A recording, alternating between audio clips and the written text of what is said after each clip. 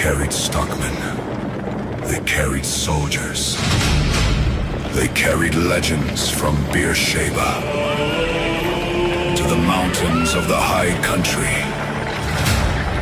The Thunder Herd still 2,600 rides. meters.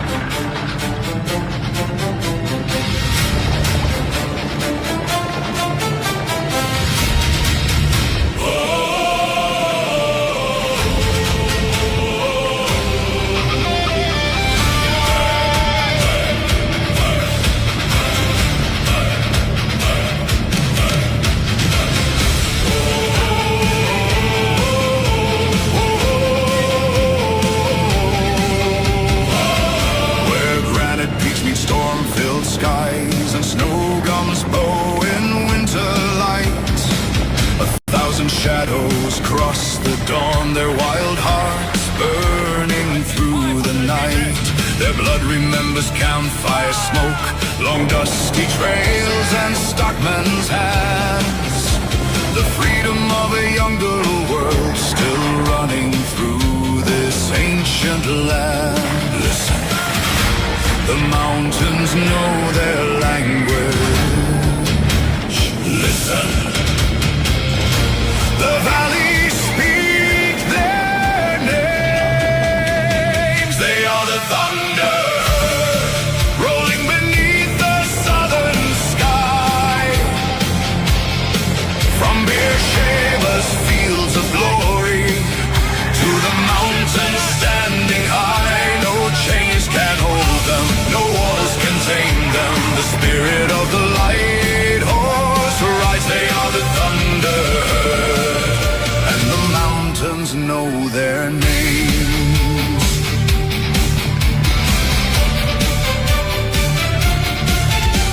Across the burning Sinai sands, they carry fate in steady hands. Through dust and fire they thundered on toward Beersheba's fateful dawn. Horse and rider forged as one, a rolling wave against the guns.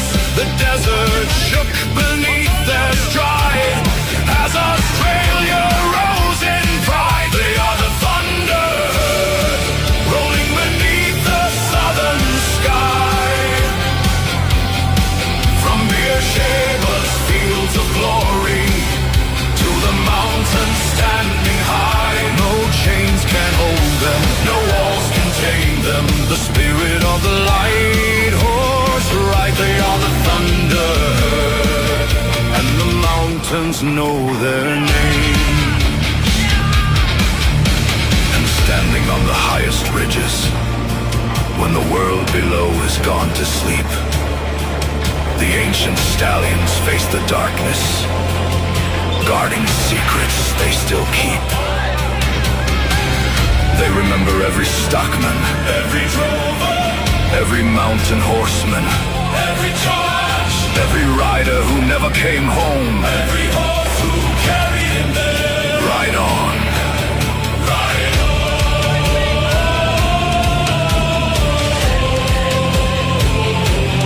Ride on.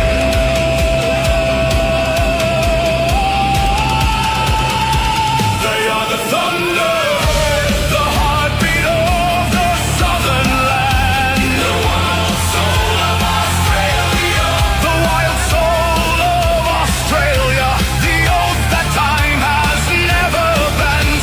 When lightning crowns the mountain peaks and storm clouds gather dark and wide, the spirits of the old light horse still ride beside their stride. No king commands them, no empire owns them, for freedom runs within their blood, as surely as rivers shape the land.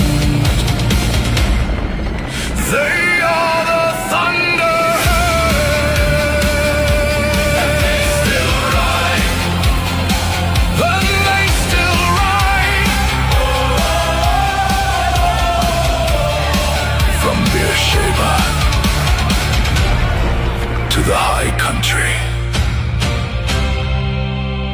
the Thunder Herd still rides.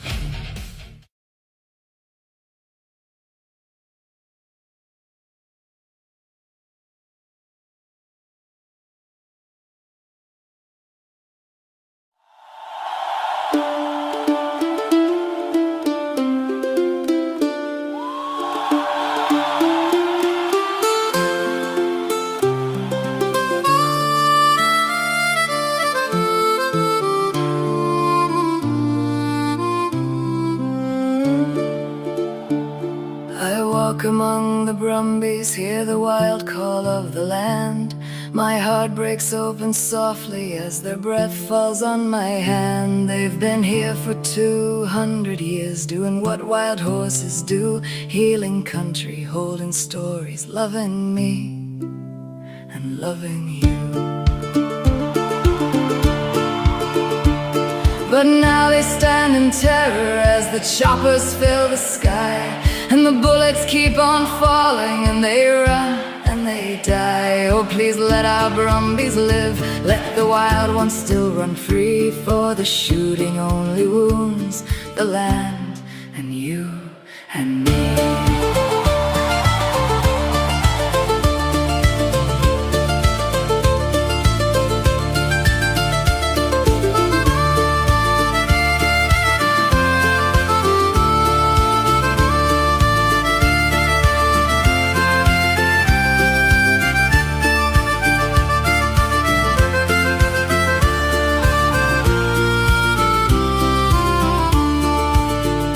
Now the hills are quiet, empty, there's a trembling in the ground. You know this kind of sorrow doesn't fade, it lingers round.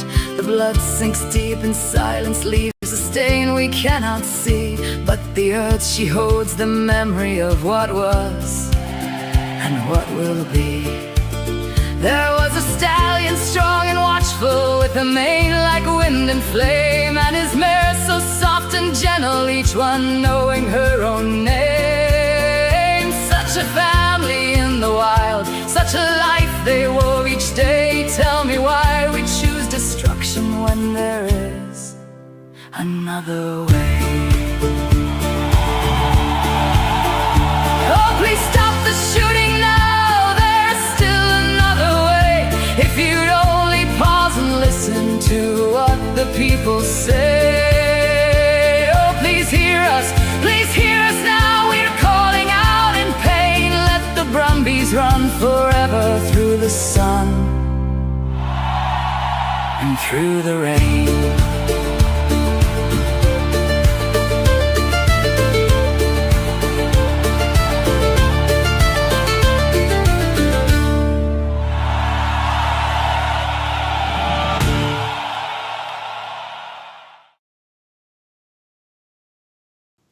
And welcome back to the Country Telegraph. Nice to have your company. Had a bit of a hiccup there. Brand new equipment didn't work. Anyway, we're here now. Stephen Nowakowski is sitting with the. I have to find out whether that's his green screen or not. It's magnificent, to say the least. I'm jealous. Before we get into Stephen, just some things happening around the country. A gutted bushfire management report deleted wild dog baiting. This is a Victoria target. In Victoria, by the way, wild dog baiting targets and hidden road spending. They're the latest details obscured by the Victorian government, which is just falling apart at the seams at the moment. Meanwhile, this is just as scandalous too. The Victorian government refused to disclose the CFA's pre-season readiness assessment as a parliamentary inquiry into the deadly 2026 fires delivered three conflicting reports. Australia may grow the world's best cotton, by the way, which we do, but aggressive new US trade laws are a warning that quality could soon be irrelevant without full supply chain traceability, which will be really interesting for the clothing industry. Romsey landholders say Greater Western Water has acknowledged pumping unlicensed recycled water into private waterways, raising fears over chemical contamination. Frustrated mortgage holders have been warned there could be further interest rate hikes as soon as August, as the impacts of the US-Iran war start to flow through the economy. So it's going to be I think, a bit of a rough ride up until at least the next federal election, or the US election, because at the moment we have a war that's just it's just not doing all that well. The war that was going to take 3 days has so far it'll go for years. Iran's not going to be rolled over. It's as simple as that. And Donald Trump thinking that president of the universe, because of that alone, he would have a 3-day war. Not on your Nelly. So what's going to happen is we're going to have all the inflation will rise because things will cost more. Fuel will go up. Fertilizer will be hard to get hold of, and so forth and so forth. And then we have the destruction that's happening in this country, which we'll talk to Stephen shortly about, with the wind farms. We'll build them? Maybe not. We'll find out more shortly. This is the Country Telegraph.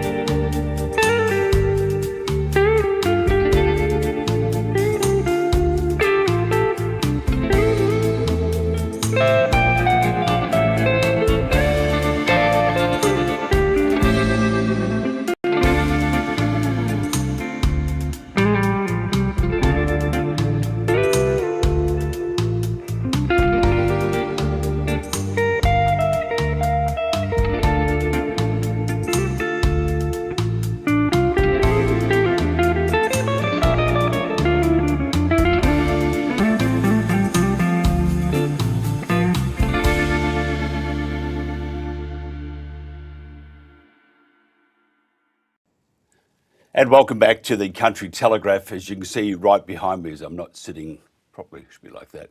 I'll fix it up later.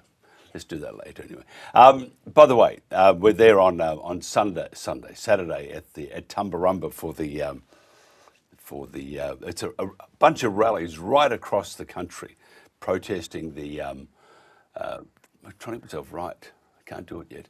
Protesting these terrible shootings that are happening in the Kosciuszko National Park, which we will fix. We must fix that. We must stop it forever, because it's not the way you treat your fellow Aussies, and they are. And as for doing damage, that's just absolute horse poop. I almost said a rude word. Sorry, Stephen. I know that you're sensitive. If you want to increase your bottom line, boost your communication with your frontline staff, and gather valuable data from your most important resource, your employees, then you've got to visit instantpolls.online to learn more. We're using it here, and it is absolutely stunning. This week's poll on the Country Telegraph is, do you want the Brumby Coal to stop immediately? Which, of course, we would say yes.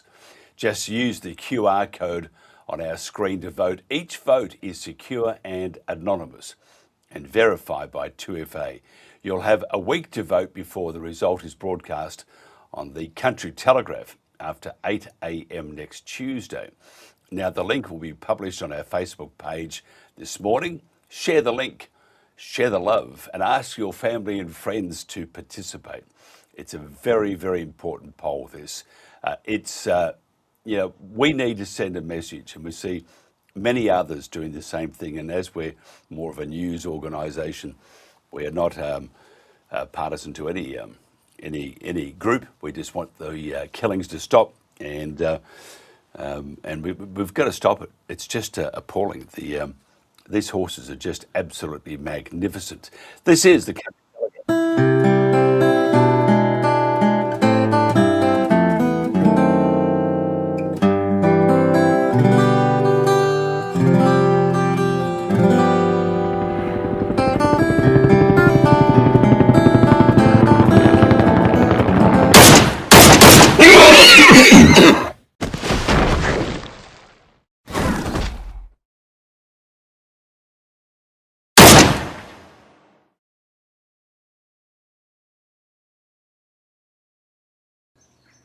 Welcome back to the Country Telegraph. There's Stephen Nowakowski just waiting. I just love his green screen. I want it. Anyway, we'll come back to Stephen in a second.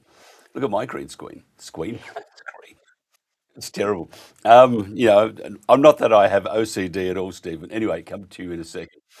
Several major wind farm projects have been cancelled or scaled back globally, and in Australia, due to poor viability, soaring supply chain costs. I'm doing my Channel 9 impersonation, shifting government policies and local community opposition, which is very, very important. Stephen Nowakowski is an award-winning wilderness photographer and conservationist based in North Queensland, God's country, Australia. He's recently completed a report mapping the extensive nature of renewable energy project rollouts.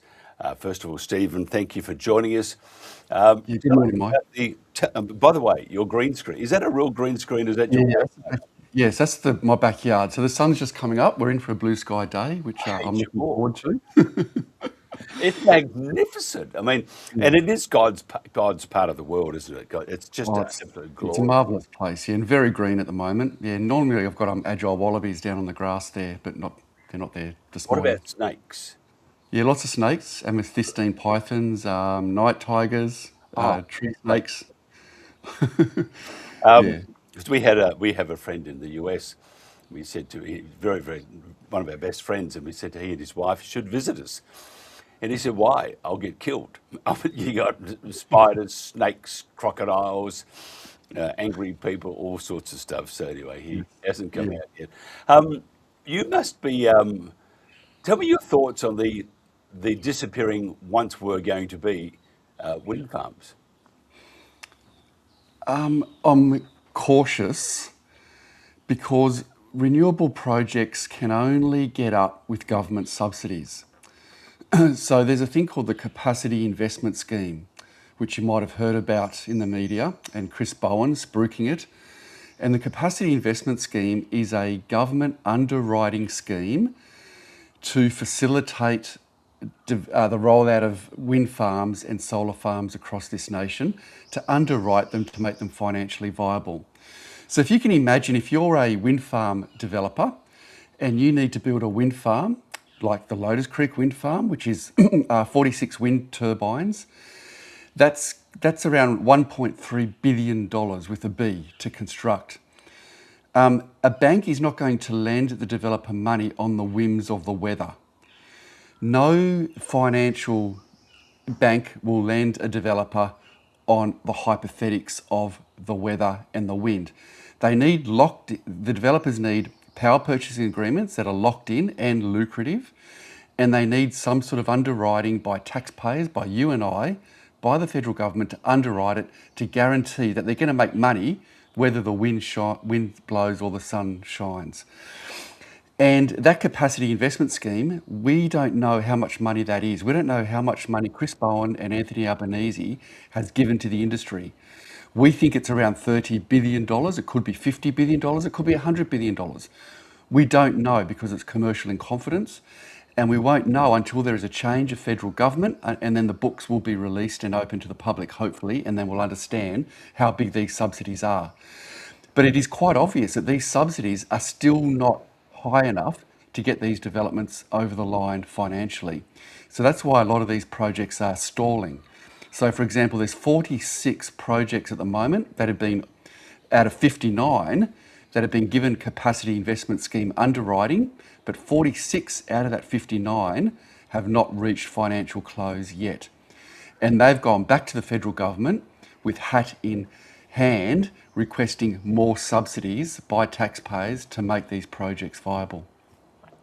Have they started some and put a pause button on that? Because in a past life, which is sort of twigs, I can't really go too far down that line. It's sort of twigs anyway. Past life, you had being very naughty. You had sorry about that. You had all this video of these developments, these wind farm developments, and they were just destroying the planet to save it. Yes. So that's why I ask you if they've been started and then they put a pause on it. You're going to, I mean, we have destruction not seen before, and as you said, one of your interviews with someone else. That's right. It's one of the worst things. So look, I was a co-founder of Rainforest Reserves Australia, And we took WinLab to court recently in the federal court. It was a judicial review of the minister's decision to allow the Upper Burdekin wind farm, which has now been renamed to the Gawara Bayer wind farm. We took that project to court. It was really the first court action against a renewable project in Australia, really. And we deemed the risks unacceptable to migratory birds, endangered bats, and the Environmental Protection and Biodiversity Act was actually developed to protect matters of national environmental significance, such as migratory birds, and we sign international obligations and treaties to protect migratory birds, yet this wind farm was allowed to kill X number of migratory birds. So we thought that was a really good case to fight against in the federal court. We ultimately lost the case. It's very hard to win on judicial review against legislation, the Environmental Protection and Biodiversity Act. And as a result of that, we had to go into voluntary administration. So Rainforest Reserves Australia went through voluntary administration, and we ceased to exist. However, our organisation is more than just an organisation that is calling out the hypocrisy of renewable energy projects and the destruction of our biodiversity. We also plant a lot of trees, we revegetate a lot of land. We operate the Cassowary Rehabilitation Centre here on the Atherton Tablelands in North Queensland. So we are going to continue going, and we will continue fighting, and we'll continue calling out inappropriate renewable energy projects for as long as it takes to try to knock sense into the Energy Minister and to showcase to Australians, particularly our friends in the inner cities, that renewable energy does have very big impacts on biodiversity, our wild places, our visual amenity, has very big impacts on adjacent communities in terms of noise, low frequency noise and sound. And some of those issues are just coming to light now in terms of what that low frequency sound is doing to wildlife in these areas, in these development areas. So we'll continue fighting, and WinLab at the time was majority owned by Andrew Forrest. So that's, it's funny, because Andrew Forrest is building these wind farms. However, he's also building an LNG import terminal at Port Kembla, south of Sydney, to import gas to run the electricity grid when the wind turbines don't work. So I find that quite hypocritical that we have a man who espouses, the renewable energy transition and future, and at the same time importing vast amounts of gas, fossil fuels, to keep the lights on when his wind turbines aren't working. Yeah, I just find it. By the way, I'm not a greedy. Although as I got older, I'm fighting a little bit harder for, to make sure that they don't bugger up the planet or bugger up this country. And it seems that, in Vietnam there was a famous case where they were found guilty. They destroyed a village to save it. Just napalmed it. And the same thing you're seeing in Australia. I have to ask you your thoughts on NEPA. The Greens and the Labor Alliance to look after the environment. If they're looking after the environment, could you please explain the severity of the development of the wind farms as per your videos, which is not saving the environment? And then the stories that came out, I saw even a picture of a hole, and it was full of marsupials that had been killed. So I don't understand at all what NEPA are all about, except for being a really good name. Yeah, I can't comment too much on NEPA. I'm not too sure, but what I do know is what I see with my own eyes. So I work as a photographer. I'm travelling across regional communities all the time. And what I do is I go out of my way to check out renewable energy projects that are under construction and also where they're actually proposed. And I walk the sites, I photograph the wildlife, I see what's there, And all I can do is talk from the heart and from what I actually see. And those videos are a result of what I see out in the field in these areas that are proposed for industrial renewable projects such as wind farms and solar. And that's all I'm doing. And that was a result of the court case. Because we went into voluntary administration, we had to shut down our YouTube video, for example. So all those videos that I have shown to show Australians the impact of renewables has been shut down for the time being because we went into administration. However, I'll be doing a whole range of new videos and posting those up shortly that show the destruction, particularly the bird and bat deaths. So every time I walk to the base of the wind tower at Caban Wind Farm, just near me, there is always dead birds and bats. And even bats, spectacled red flying foxes, which are endangered in the Wet Tropics World Heritage Area. And they're found dead underneath the towers. And I don't think many Australians understand the impacts that these towers are having on our biodiversity. But what horrifies me more than anything is the scale of what is required. If we are to reach these 2030 targets or the 2050 targets, those 2050 targets to me is dystopia. We're talking about tens of thousands of wind towers that are proposed, thousands of kilometres of new transmission line cut through state forests and national parks, valleys and gorges and high value agricultural land, people's backyards. We're talking about hundreds of or dozens of synchronizers, hundreds and hundreds of batteries, lithium batteries, which are short-lived critical mineral mining that's needed to build these lithium batteries. They're called BESS, battery energy storage systems. So all of that kit needs to be built. It's just not the wind towers in isolation. You need to build an entire system which requires transmission, substations, synchronous condensers, batteries, pumped hydro dams. More rivers and valleys need to be dammed for pumped hydro. And then we also need to build a parallel energy system to run when none of that works, and that is gas.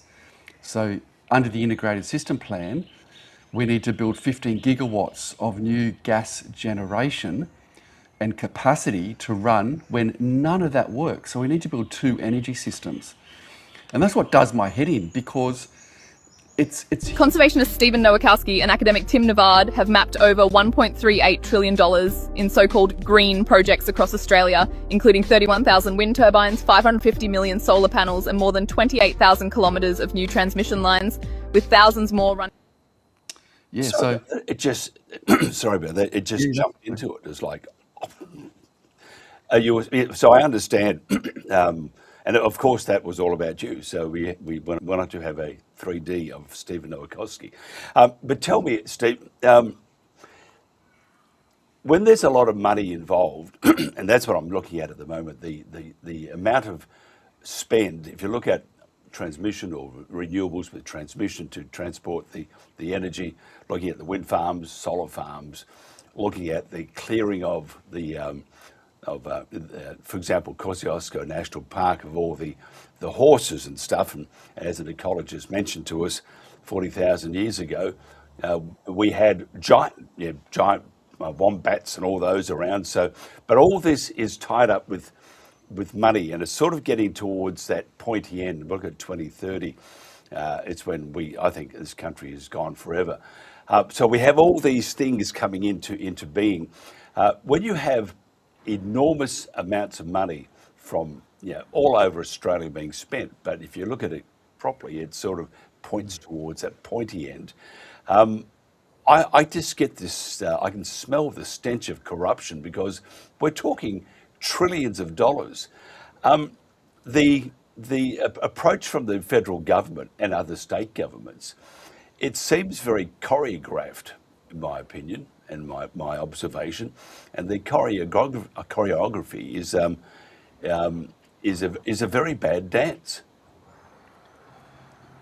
It's shocking. It's shocking. To give you an example, like just the transmission alone, HumeLink, which is a transmission line to connect proposed wind farms is going to cost $20 billion.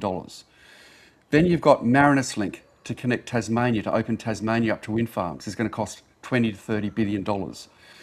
Then you've got VNI West in the central Arana, though that transmission is going to cost 20 to 30 billion.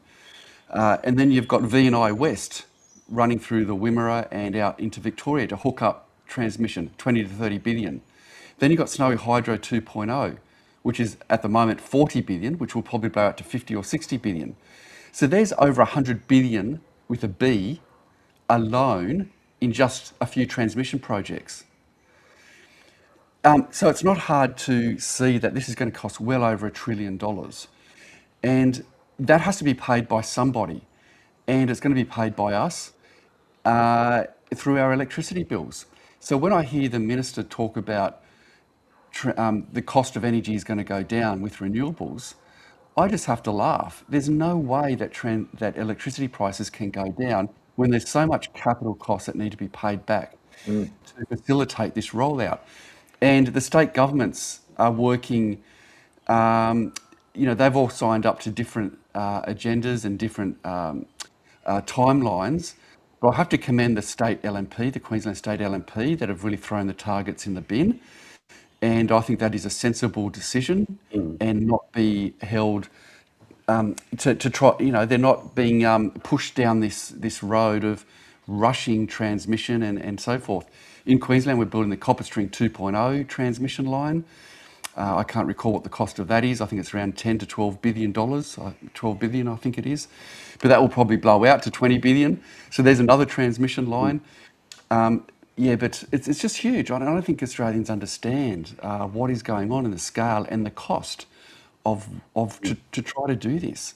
And don't forget the data centres they're building. I mean, they require a smaller. I mean, you can't put ever-ready batteries into those things, so they won't last very long. No, that's right. Will stop. Where do they get the energy? Where do they get the water? Yeah, look, I don't know. All I do know is that I think we should be a data centre superpower. I think we should be an energy superpower in Australia, and we can do that. But not with renewables. Not with renewables. You can never be a superpower. In fact, with renewables is a way to deindustrialise a nation. And you only have to look at Germany. Germany is the only other country that's trying to do this. And they've spent well over $1 trillion already, Australian dollars, $1 trillion. They have around 41,000 wind towers, and they are deindustrialising. England is going down this path as well. So they've lost manufacturing. So we've lost our glass industry,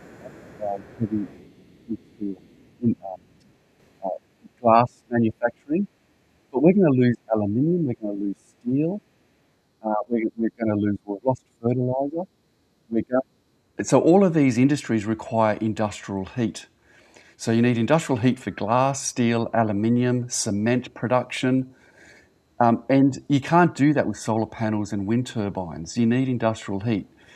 And so, look, I'm a big believer in nuclear. I think through nuclear we can become an energy superpower. And data centres around the world are looking at using nuclear power to power those data centres.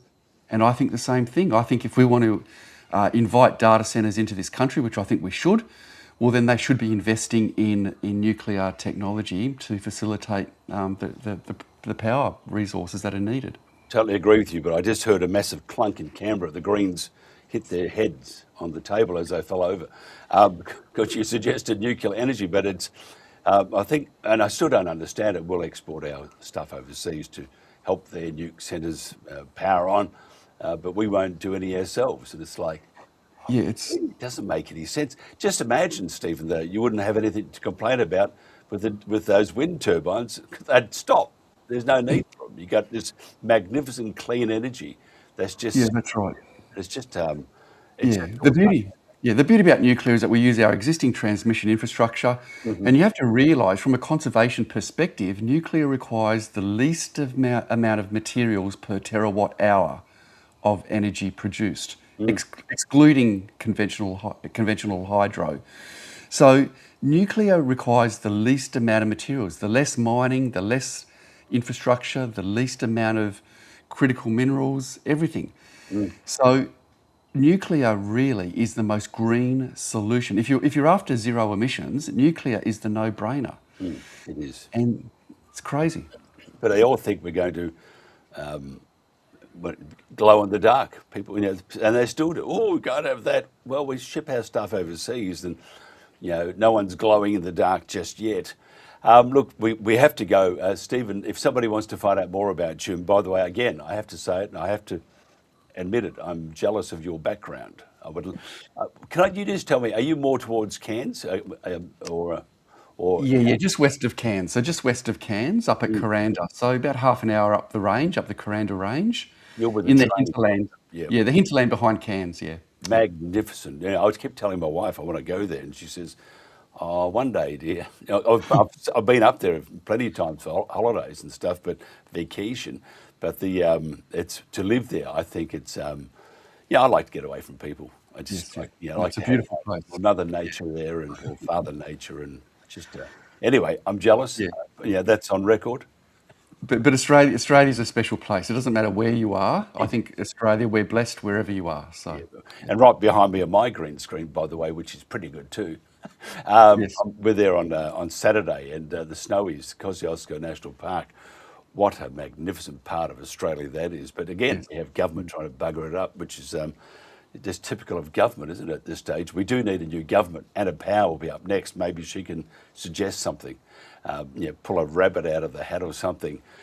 Stephen, thank you so much for your time. We'll do more of this. Let us know when you're back on YouTube, if we can help in any way. Truly, you just have to ask us, and whatever we can do to help you. I think you're a stand-up bloke, and thanks, Mike. Enjoy the conversations. Thank you so much. Yeah, thank you very much. Thanks for having me. This is the Country Telegraph.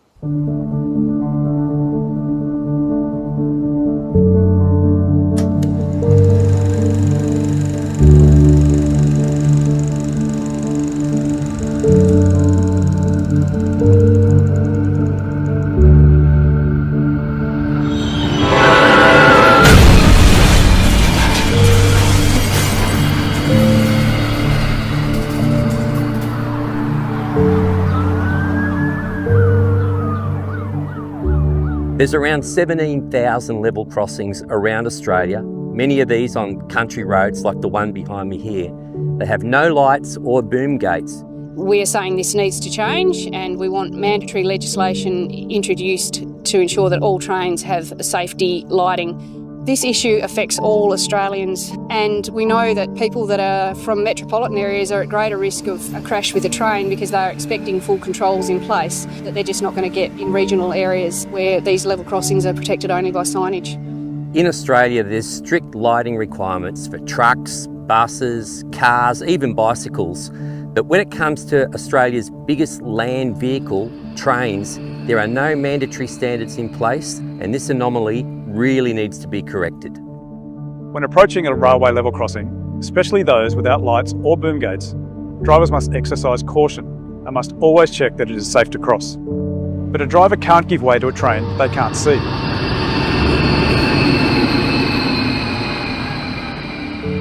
The rail industry is very profitable, powerful and protected. We have a unique situation where the Rail Industry Safety and Standards Board is owned and controlled by rail operators. So they have the power to put commercial interests before public safety. By law, trucks must have marker lights that clearly show their full length, width and height from every angle, day or night. If a truck doesn't meet these lighting rules, it can't legally be on the road. If it's good enough for trucks, it's good enough for trains.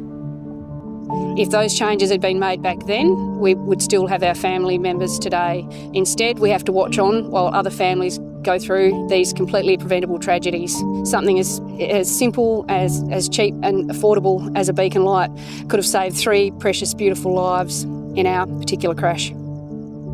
Over the years, there's been far too many tragedies at level crossings around Australia.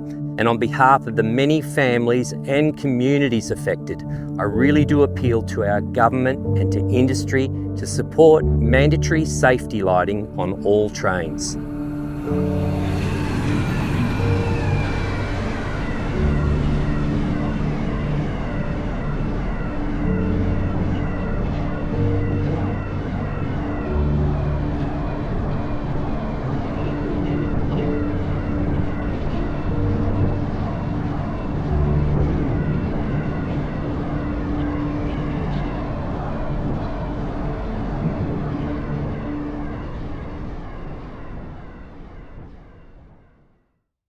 Authorised by Lara Jensen, Mount Magnet.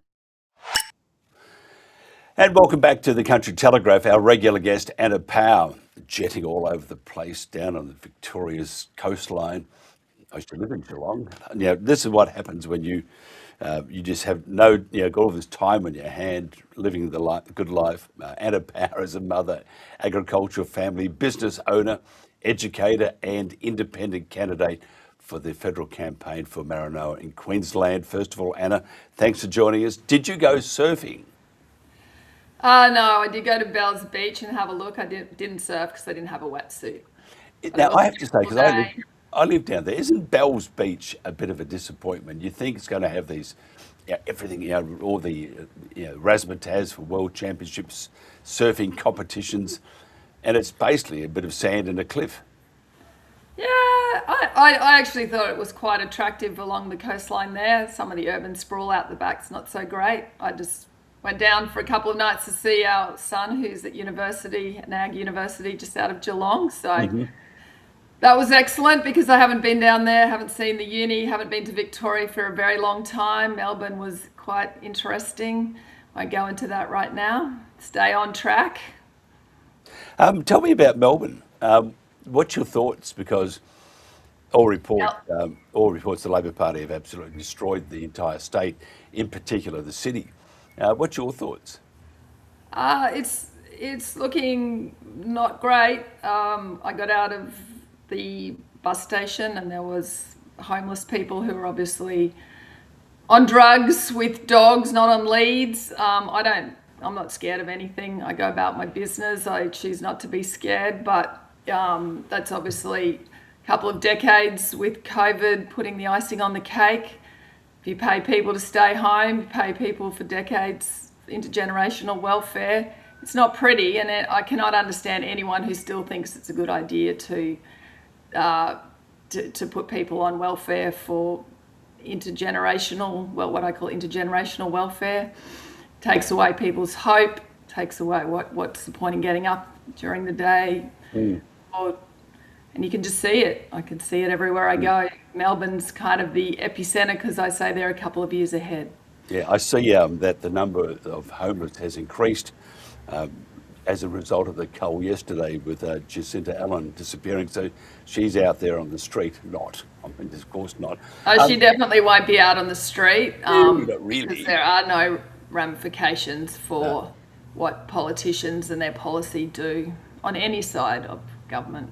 Tell me about because money buys money. Wealth is power. Money is power, and you can use it whichever way you want to. There was an exclusive dinner with the Prime Minister, and I was watching part of it on the last night on TV, and I can't remember who was there. Oh yeah, there was people there. There were people there, and weren't there, that had a lot of money and wanted to have a lot of clout.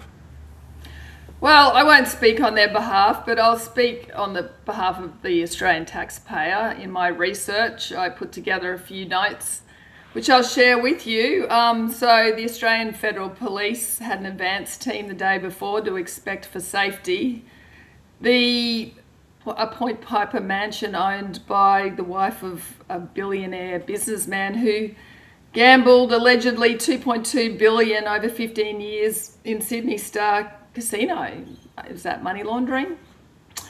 And allegedly owes the ATO $273 million. So our Prime Minister is dining with the 25-year-old son of this lady who owns this property because her husband, I read, doesn't have any property, Australian property in his name, but it's in his wife's name.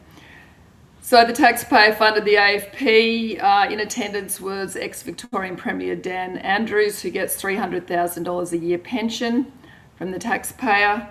Ex-corporate watchdog for ASIC, who a taxpayer funder inquiry found that too often ASIC fails to respond to early warnings of corporate misconduct and does not routinely use the full extent of its own powers to achieve strong enforcement outcomes.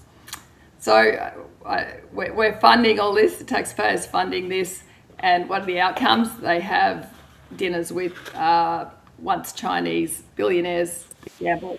You know, Commonwealth Bank chairman was also there, and Joe Hockey, who's the ex-treasurer for the coalition, he gets $139,000 a year in his pension minimum, and he's also chairman of the Lee Family Office. And apparently, 25-year-old Felix Lee, he runs this office. He's 25 years old, and it's just him with its own governance, purpose, and operating boundaries, which is a direct quote from Joe Hockey. Incredible. I mean, it's amazing. I mean, these people, 25, he must be a really super intelligent person. Oh, And amazing. nothing to do with money at all. It's just that he's a Mike, go-getter. can I just plug in my laptop? Sorry, I didn't plug That's it right. in. We're just going to let Anna plug in the laptop because we would hate Anna to be gone. We're having no. I'll bring you. Are you comfortable, Anna? It's hard to believe that the ex-treasurer of the federal Australian government is claiming that a 25-year-old is fully in charge of millions of dollars in his mum's Point Piper mansion. And he gets, like, imagine if any other 25-year-old in Australia invited the PM, the ex-premier of Victoria, who's also on a Chinese company board last time I looked. The office run by ex-treasurer Joe Hockey. You can't make it up. I mean, listening to old mate talking about the wind turbines, you know, we can wax lyrical all we want about how it should be, how we'd love all of these things, that we should be an energy superpower. I completely disagree with him on being an AI superpower. If they're Amazon databases, do we really want them here hoovering up more of our information? But anyway, we could be an energy superpower with the natural resources we have if they were actually kept here and not exported by the likes of Twiggy Forests, and then we buy back the fake renewables. Anyway, so all I can say is if people keep voting the same, they're going to get the same BS. They are. And what about Pauline Hanson? Of course, she doesn't hobnob it to anyone. Gina, what a lovely big pool we have in Europe.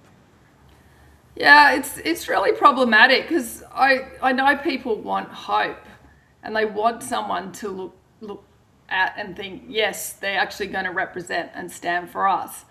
But as I said to someone yesterday who accused me of being a lefty, because I don't think left or right should exist. It's the illusion of choice, and you always have to follow the money. And when you've got Joe Hockey, ex-coalition treasurer, organising dinners at 25-year-olds' mums' Point Piper mansions for the Labor Prime Minister, tell me what the choice is. Convince me that we actually have a choice. Well, we don't, do we? We have no choice. We don't. It's a joke. And anyone who gets establishment media attention, whether it be good or bad, is part of the problem, because you just don't get it if you're not in the game. You don't get it. And until people actually start supporting upstanding, honest people who are completely transparent, accountable and honest, nothing changes. So I always say, hashtag follow the money. Follow the money. Don't follow the words. What's coming out of their mouth means nothing. Actions always speak louder than words. And the money behind the person is what's running the show. So we can talk about how the environment, we can talk about all of these things. We can talk about welfare reform. We can talk about do we need AI data centers or not? It doesn't matter, because as long as the people in charge are being controlled by the billionaire class, nothing changes. Tell me, it really doesn't matter whether they're LNP, whether, you know, everybody is susceptible to and the longer they're in. I don't know that. I disagree on that. I don't think everyone is susceptible. I think the only people allowed in the room, Mike, are the people who are susceptible or who are only in it for themselves. When I say you are driven out. If you are. This is my experience of life as someone who will always be honest and always stand up for. But if the you're, greater good. You get driven out by these people. at every level. When I say And it's on steroids now. Everywhere I go, it's on steroids. You are Yep. not allowed to speak the truth.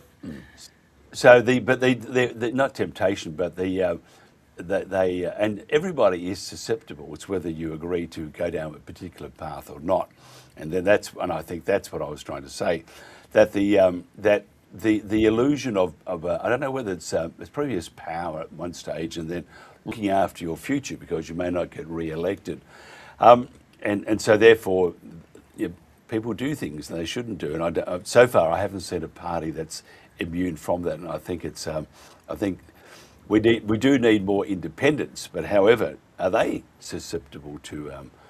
What we need, Mike, is transparency. But we're never going to get that. So we have the technology now that you can just completely go live and say if someone's given you money, but they don't do it, do they? Like people have to investigate. They get bullied.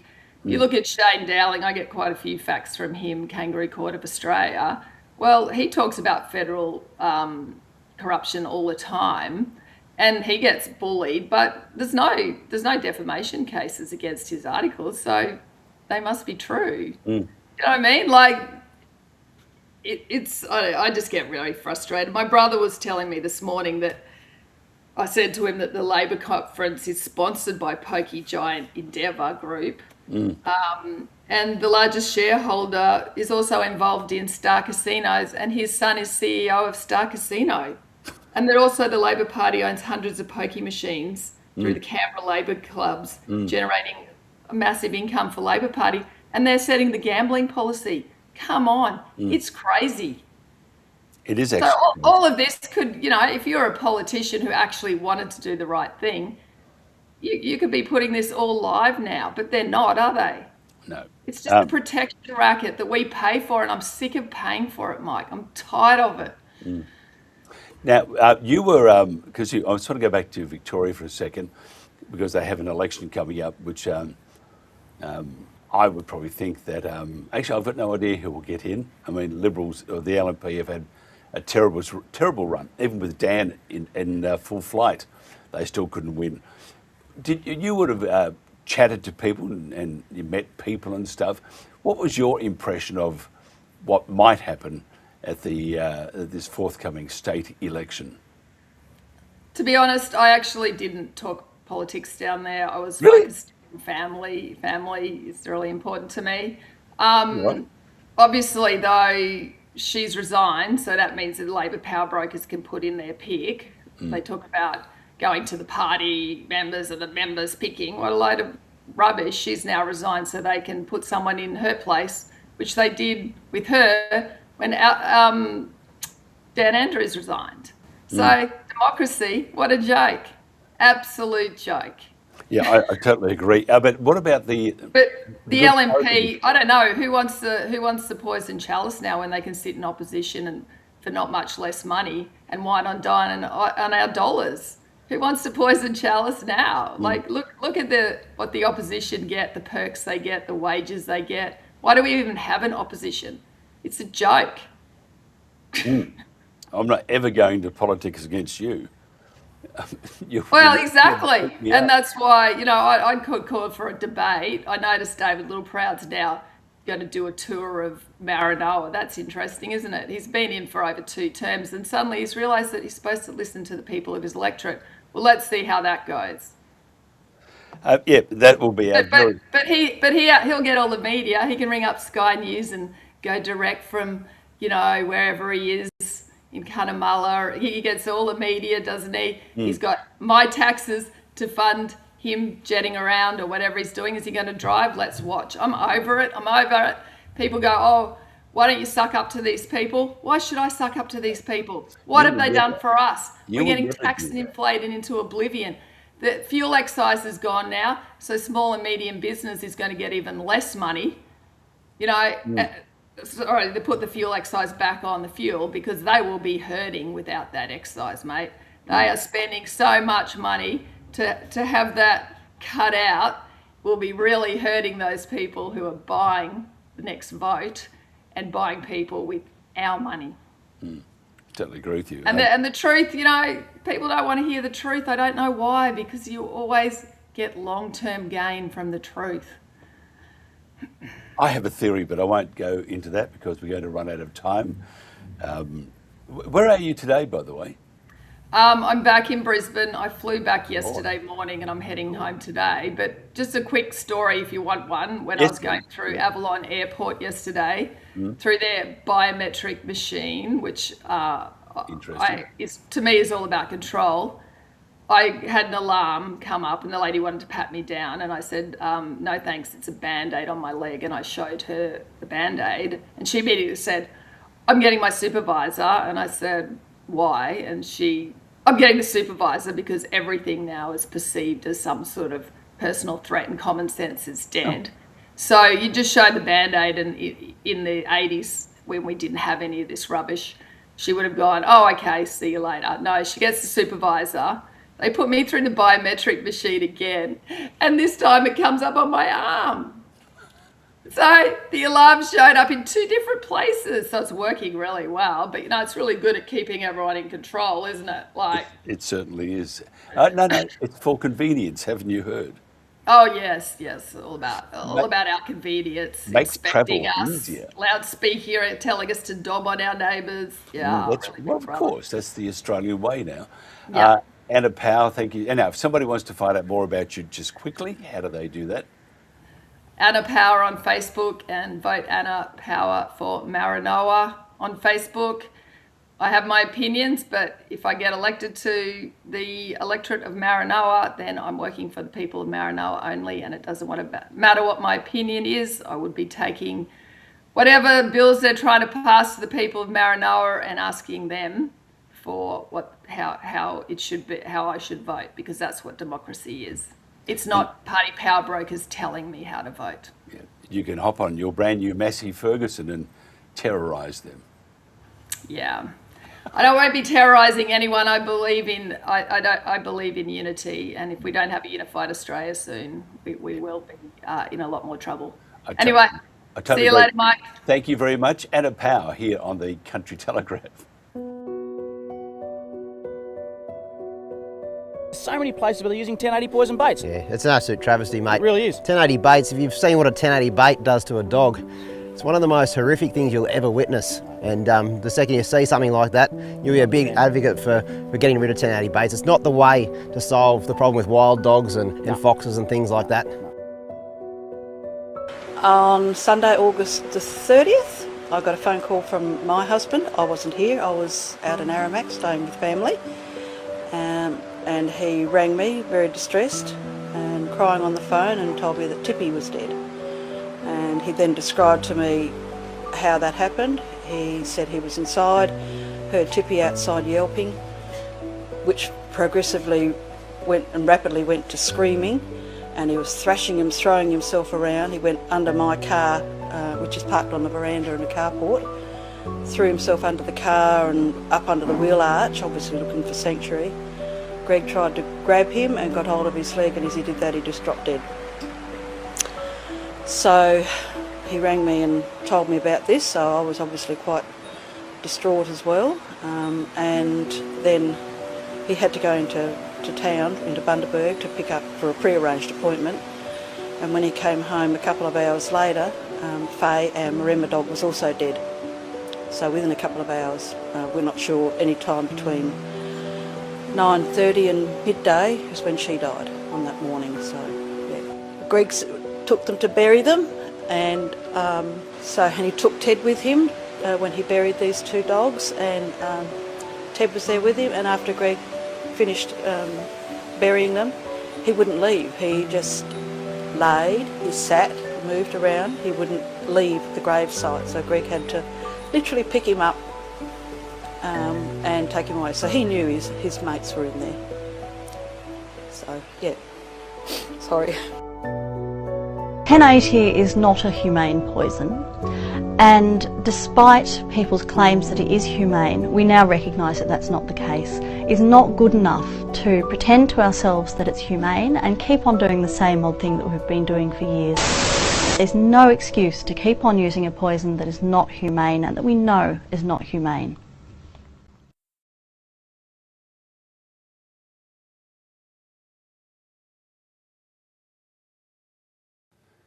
And welcome back to the Country Telegraph. Before we get into our next guest, a gutted bushfire management report in Victoria deleted wild dog baiting targets and hidden road spending. The latest details obscured by the Victorian government. Ben Carroll's got a lot on his plate, hasn't he? If you look at the LNP from the past and look at Ben Carroll of the Labor Party at the present, who do you vote for? I'll probably go look at independents, by the way. The Victorian government refused to disclose more on the Victorian government to disclose the CFA's pre-season readiness assessment as a parliamentary inquiry into the deadly 2026 fires delivered 3 conflicting reports. Australia may grow the world's best cotton, but aggressive new US trade laws are a warning that quality could soon be irrelevant without full supply chain traceability from farm to garment. Romsey landholders say Greater Western Water has acknowledged pumping unlicensed recycled water into private waterways, raising fears over chemical contamination, which is just dreadful. Victoria, the place you don't want to be at the moment. Frustrated mortgage brokers or holders are being warned there could be further interest rate hikes as soon as August, which is just around the corner, as the impacts of the US-Iran war start to flow through the economy, which is, if you think about it, the man who was going to have a 3-day war, 10 cents to nothing, goes for at least 18 months to 2 years, if not perpetual for a long, long time. This is the Country Telegraph.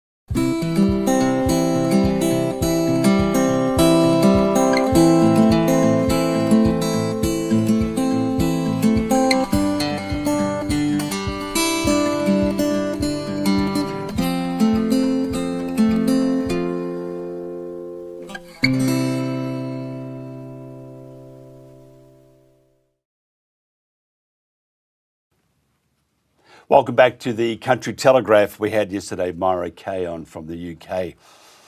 Formerly lived in the Snowy Mountains region, Jindabyne and places like that. Now in the UK studying equine and are doing some great songwriting. One of the songs that she wrote, which I think is very pertinent to this day and age, to those living in that beautiful part of Australia and the world, a song called The Horses That Raised Me, here on the Country Telegraph. The horses that raised me. I was only 5 years old, with little boots upon my feet, when saw them on the mountain, running wild and running free. The wind danced through their manes like a song upon the breeze, and somehow in their presence I found the strength in me.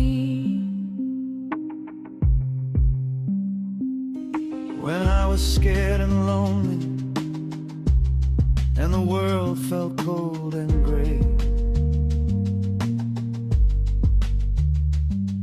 I'd climb up to the ridges and watch the brumbies play. They never spoke a single word, yet somehow we understood.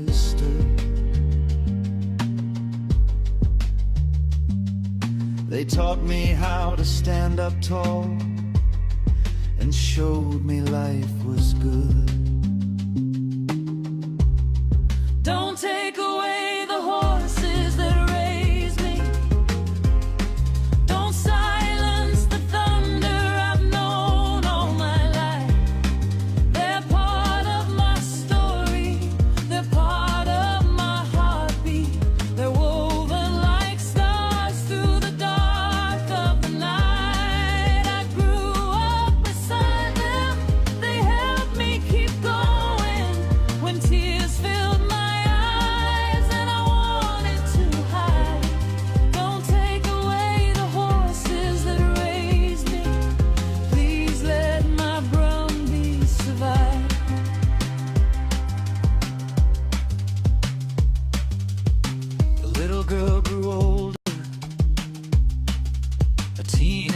with dreams, still searching for the peace I found beside those mountain streams. They carried all my memories across the valleys wide. Every hope and every fear, they seem to walk beside. Now I'm standing as a woman, looking at the hills today, and the fear inside is breaking me as they're being taken away.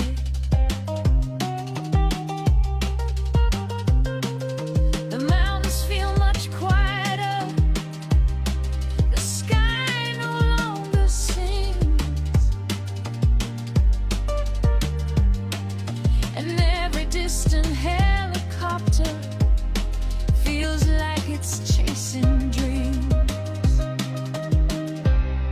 Don't take away the horses that raised me.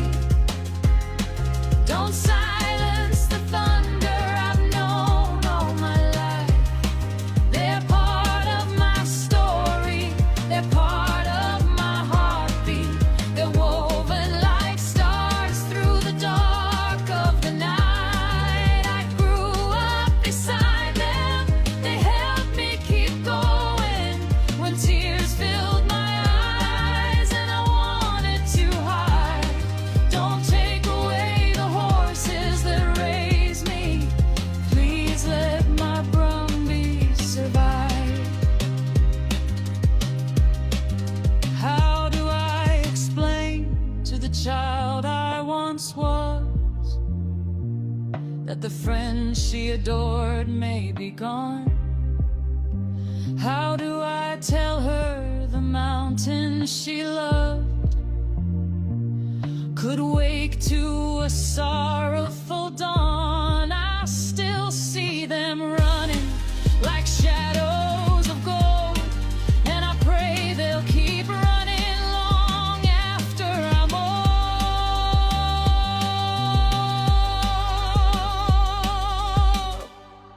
Don't take away the horses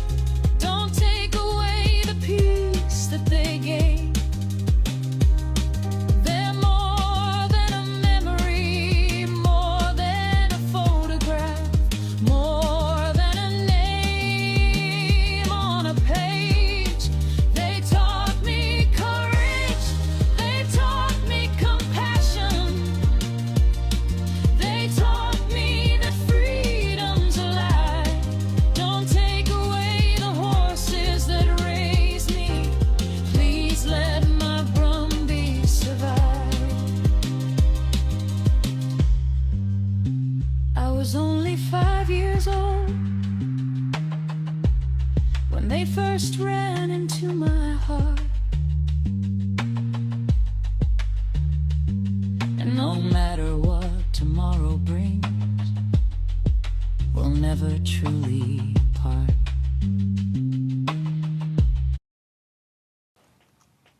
Great track there too. I just love it, Maury K there. Now, if you want to increase your bottom line, boost your communication with your frontline staff and gather valuable data from your most important resource, that's your employees, then you have to visit instantpolls.online to learn more. A great bunch of people there too, and just some magnificent enthusiasm. Instantpolls.online. Now, this week's poll on the Country Telegraph, do you want the Brumby Coal to stop immediately? That's, do you want the Brumby Coal to stop immediately? Just use the QR code on our screen to vote. Each vote is secure and anonymous and verified by 2FA. Now, you'll have about a week, just under a week to vote before the result is broadcast on the Country Telegraph after 8 a.m. next Tuesday. The link will also be published on our Facebook page, and share the link and ask your family and friends to participate. This poll is very important, so please, excuse me, please make your opinion count.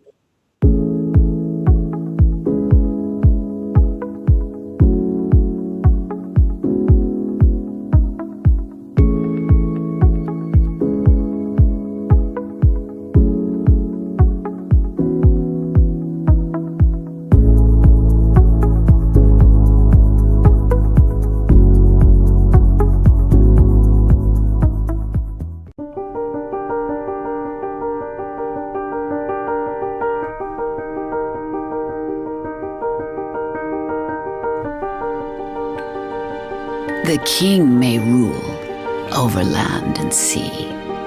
The lord may live right royally. The soldier ride in pomp and pride. The sailor roam over ocean wide.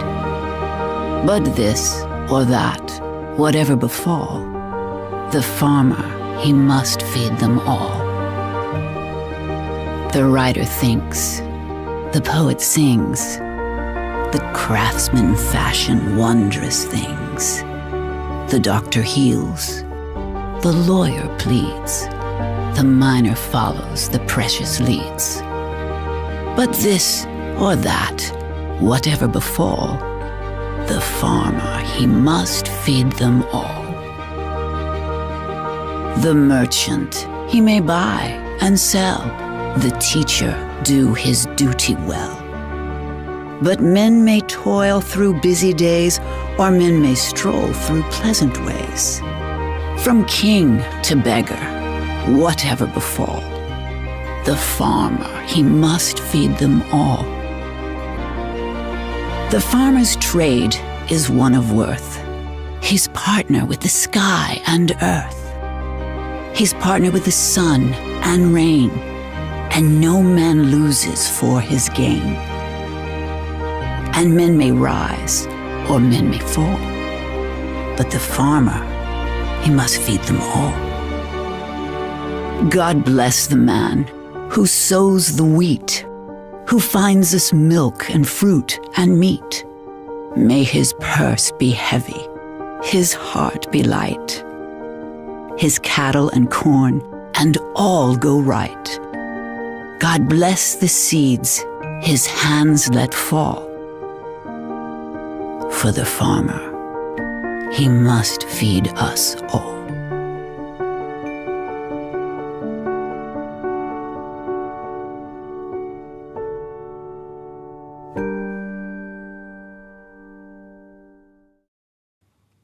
Welcome back to the Country Telegraph. Behind me is just it's the Kosciuszko National Park, and we're broadcasting live from there on Saturday morning from Tumbarumba, which is going to be an exciting time, I think. It's a great time. Looking forward to it very much. And the Reunion Hotel, got to thank them so much too. Just the whole town, just absolutely magnificent. Sian White Wolf Molyneux is an Australian entrepreneur, president of Wild Horse Protection Australia, and a passionate advocate for practical long-term solutions for Australia's wild horses. A mother and guardian of 3 wild dingoes, Sian has spent years developing a deep connection with Australia's wildlife. She is also a natural horsemanship enthusiast who has successfully retained her own bronco horse and has had several profound experiences observing and interacting with wild brumbies in their natural environment. Absolutely magnificent creatures. Experiences that inspired her commitment to their future. For more than a decade, she has worked with entrepreneurs and businesses around the world as coach, mentor, and energetic healer, helping people align purpose with business and personal growth. Over the past 2 years, Sian has worked with private investors on large-scale projects, building relationships and connecting opportunities across multiple industries. Now, as president of Wild Horse Protection Australia, a brand new org, Sian is leading a movement focused on creating positive, collaborative pathways for the future of Australia's brumbies. Thank you very much for joining us. Hello, Mike. Thank you for having me. Yeah, I just you'll go to heaven, and I won't, but you'll go to heaven. You're doing a magnificent job, and I think I think the brumbies need as much help as possible, and it's just a terrible time for them. What do you, before we get on to other things, where do you see the future for Kosciuszko National Park and the brumbies?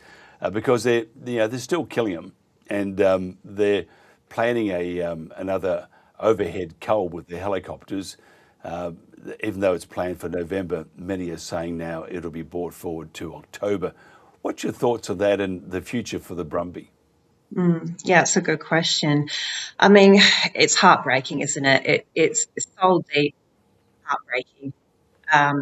Seeing what's happening to our icons, our heritage, and as a dingo lover as well, I see this 1080 baiting. I see how the parks are managed, being in the hands that it's in, and the corporations behind, the beast and why it is operating the way that it is. And at Wild Horse Protection, we want to work in a parallel manner where we are campaigning and we are wanting those brumbies to stay on country, because ultimately that's where they belong and that's where they've been the whole time, as long as we have. So we want to work in parallel, though, and also offer an option where they can be taken out of the government's hands, and have a safe area where they can be managed, and they can be in a rewilding situation. But as the future of Kosciuszko, I mean, it's always going to be at the risk of whoever is managing, whoever is in control, what government party is in control, and ultimately, it would be beautiful if it was put back in the hands of the local people and the traditional owners. I mean, that's really what we do, or what I believe and our organisation believes would be the best path. But is that going to happen? Who knows? Well, I've seen the video. You probably have too, of there's a group of blokes that apparently work for the National Parks and Wildlife Service, and they reminded me of a militia from Ukraine. I got to tell you, they were very threatening. I mean, it was a shocking indictment on the place we're at the moment, where these bunch of bullies, and that's what they are.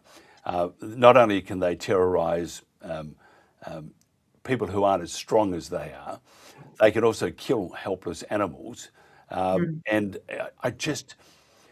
to me, it seems like we've gone nuts, this country. But the thing that really gets to me is that most Australians at the moment go, oh yeah, of course. And they don't understand the importance, first of all, of this creature to our history and our heritage. And we play a lot of stuff here saying, do not forget, lest we forget, we're forgotten. So that must dismay you. And then to treat any animal, because we're now looking at 1080, besides the cruel shooting, there's no need to kill anybody, anything. Look at the 1080, which is going to decimate other, from birds to rabbits to horses to, to any living being there. It must dismay you also. It's heartbreaking, and I think it's really important. A lot of the Australian public is obviously just going by news channels and what they're hearing, and we've got to look at everything. The government is a business, and they're running the park as a business, and we have these large corporations profiting off chemicals, 1080 Bay. They're profiting off offsets. They're profiting off development. So we've got to look at patterns and also see how we can combat that or work with it or parallel work with it and come up with our own models that are for the positive. So this 1080 baiting, is a big business model.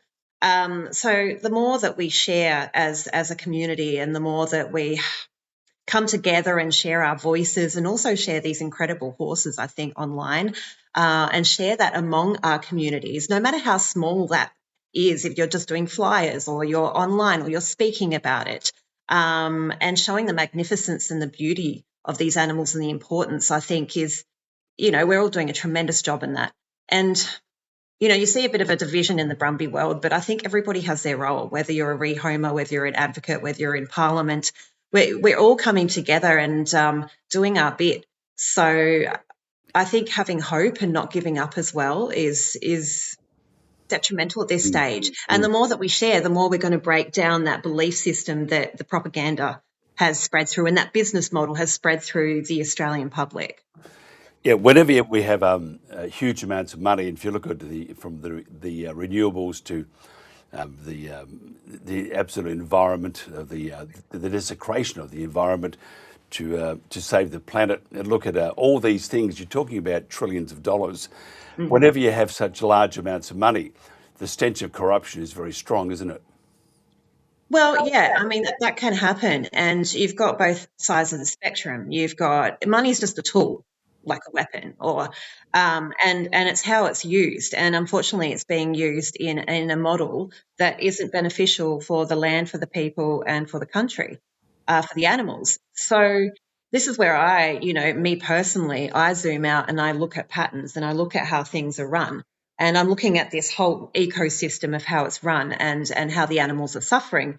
And I'm saying to myself, okay, well, how about we create a model that is regenerative, that pays for itself, that we can do in a positive way, that is a safe haven for these animals, not just the horses, but the animals that are a part of our landscape, that don't have to be in the hands of 1080 baiting, that don't have to be in the hands of whatever next business model or money-making revenue stream is coming through. And this is what I've learned through private investing and, the big projects that come across me worldwide, is that it's completely doable. And it's just about having the right setup, the right partners and the right structure to be able to create new private corridors and pathways that are supporting our local people, that are supporting our traditional owners, that are supporting our animals. And it is starting to take place around the world. And I want to bring a positive feel to this, that this is going to happen in Australia, and that's what we're committed to doing. Tell me about Wild Horse Protection Australia. Yep, so we're fairly new. That's very new, I should say, but it's a group of us that have come together, quite an amazing group. We've got ecologists, we've got biologists, vets, we've got people in that have got a political background, even drone technology. So we have been a bit quiet. We've been sitting back and we've been really thinking and strategizing and putting all of our talents together. We obviously all care very deeply about the Brumbies and the horses, but we also care about community as well, and we're solution based. So we are coming up with a model that is the first in Australia, but I have seen taking off around the globe, and that's what we are starting to put steps forwards with. Tell me about the model. You said it's taking off around the world, across the globe, but it's different from others in Australia. Tell us about this model and how it would work and what we can look forward to. Yeah. So what we've seen so far, and everyone, is doing an incredible job in the Brumby world, whether they're rehomers or they're sanctuary owners, community. And, you know, we've still got to reach out to a lot of people. We've only just started. We want to make sure that we're speaking to everybody and we're collaborating with everybody, no matter what they're doing in that space. So with this model, what we're looking at is Australia's largest wild horse conservation regenerative model. So this is looking at 10,000 acres plus, and we can also build out from that. So we have incredible people on our team. If we start off with a large parcel of land that can keep buying out as well. And I feel this is the future of the planet, is going into philanthropy, going into private lands, and how do we get this land to actually make an income so that those horses are protected and safe. What I'm seeing, you know, in a lot of the models, unfortunately, is, you know, these poor people that are rehomes and sanctuaries have to rely solely on donations. And unfortunately, that can put the horses at risk if they need to be fed. You know, they're running out of hay. They might need to sell the horses to make profit, or they're just running out of funds because, you know, as we all know, life is tough at the moment. You know, you've got taxes. It's hard. It's hard yakka. So after, you know, working on projects around the world myself, I can see how it is possible and how they pull off these large projects by having the right partnerships and having the right models that bring in money revenue. So that can be with ecology, that can be with regenerative planting, that can be with offsets as well, that can be with sponsors, that can be with say solar and things like that. So it's about having the partners that come in, and it's that actual landscape is producing income and tourism on top of that, so that we know that this model isn't going to fall apart and it is actually making a profit. And so much of a profit that we can keep expanding on lands, and it doesn't have to just be around what we're looking at around the park.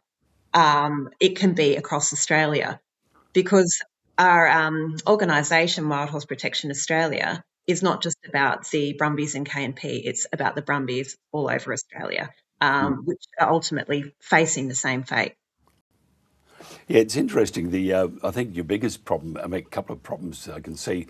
One, finding the land, because if you propose to put it in that particular region of Kosciuszko National Park, you've got to compete with what's that militia group called? The ISC, that's right. They're another militia group. And, you know, who are magnificent with propaganda and the information operation. And their troops being the New South Wales state government. And now you can see also their troops being the WA state government, and their troops being the federal government. So you have to compete against them. Now, they say that the horse is doing terrible things to the environment, which it is not. It is actually safeguarding all these great lumps of land because of the fire danger is mitigated. However, that's one of your major stumbling blocks. How do you cut through, and I'll be quite polite here, how do you cut through government, bureaucratic, and a lot of these NGOs, their horse poop? Well, I mean, look, we're looking at, let's be honest here, we're looking at land wars, aren't we? We are. That's what it is at the end of the day. It's water rights laws, it's land laws, because they're using the land for, you know, it's multi-layered. They're using it for resources, they're using it for offsets, they're using it for, you know, many different things. So, but at the end of the day, money talks. So if we have the money and we have the partnerships, then we use that to be able to acquire the land. We've already got our eyes set on a couple of parcels of land that, you know, are close to proximity that we can put an LOI on, and we can have our partners come in.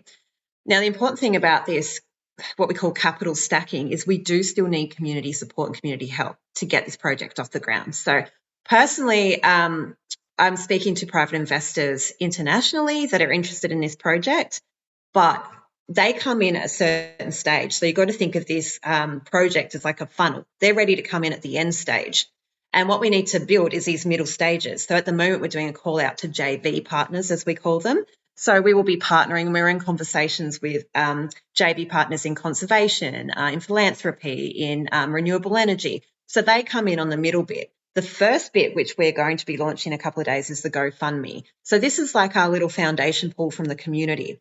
And when people can see that, the JV partners can see that, and then the end partners can see that. They all come in at different stages, and then the project is complete, because you're looking at, it's a massive amount of money, so it has to be stacked in a certain way. And I'm not a financial advisor, I'm just making that very clear. This is not financial advice or anything like that. This is from my experience of working on these projects and seeing how everybody has done them globally. Can you just tell me, I'm just wondering, because I think it's a fantastic idea, by the way, being a national park, the chance of actually, and this is a contradiction, by the way, the chance of actually buying or purchasing a lump of land, a parcel of land, is quite remote. Having said that, you see Chris Minns would like to privatise the national park. So therefore you have that option. If you were to kick it off, and as you said, you need the local support, and then we need the dollars, which I don't think is all that hard to get, considering that you have a very, very good and comprehensive plan that's ready to rock and roll. But tell me, which part of New South Wales would you be looking at first? I know I'm sort of pushing it a bit early, but I'm quite interested because there is all those restrictions that I mentioned previously. Yeah, so what we're looking at and considering is, large cattle properties that can be bought and they can be regenerated. Obviously, the landscape has to suit the horses as well, and they need a lot of movement, and they need a variety of different landscapes and, of course, good water source. But we wouldn't be acquiring national park as such or bushland. It would be more probably regenerating a large station, which is, we have found around New South Wales and even just over the Victorian border between the Snowies. And we also have a lady on our team that's looking for off-market properties as well. So to be honest, once again, money and strategy talks, and just because parks and just because the government are doing a certain way doesn't mean it can't be done a different way. So you use what's put in front of you, but you just tweak it and create it so that you can win. And this is the way to do it. And people do it all the time. Private people are buying up land left, right and centre. Government are buying land left, right and centre.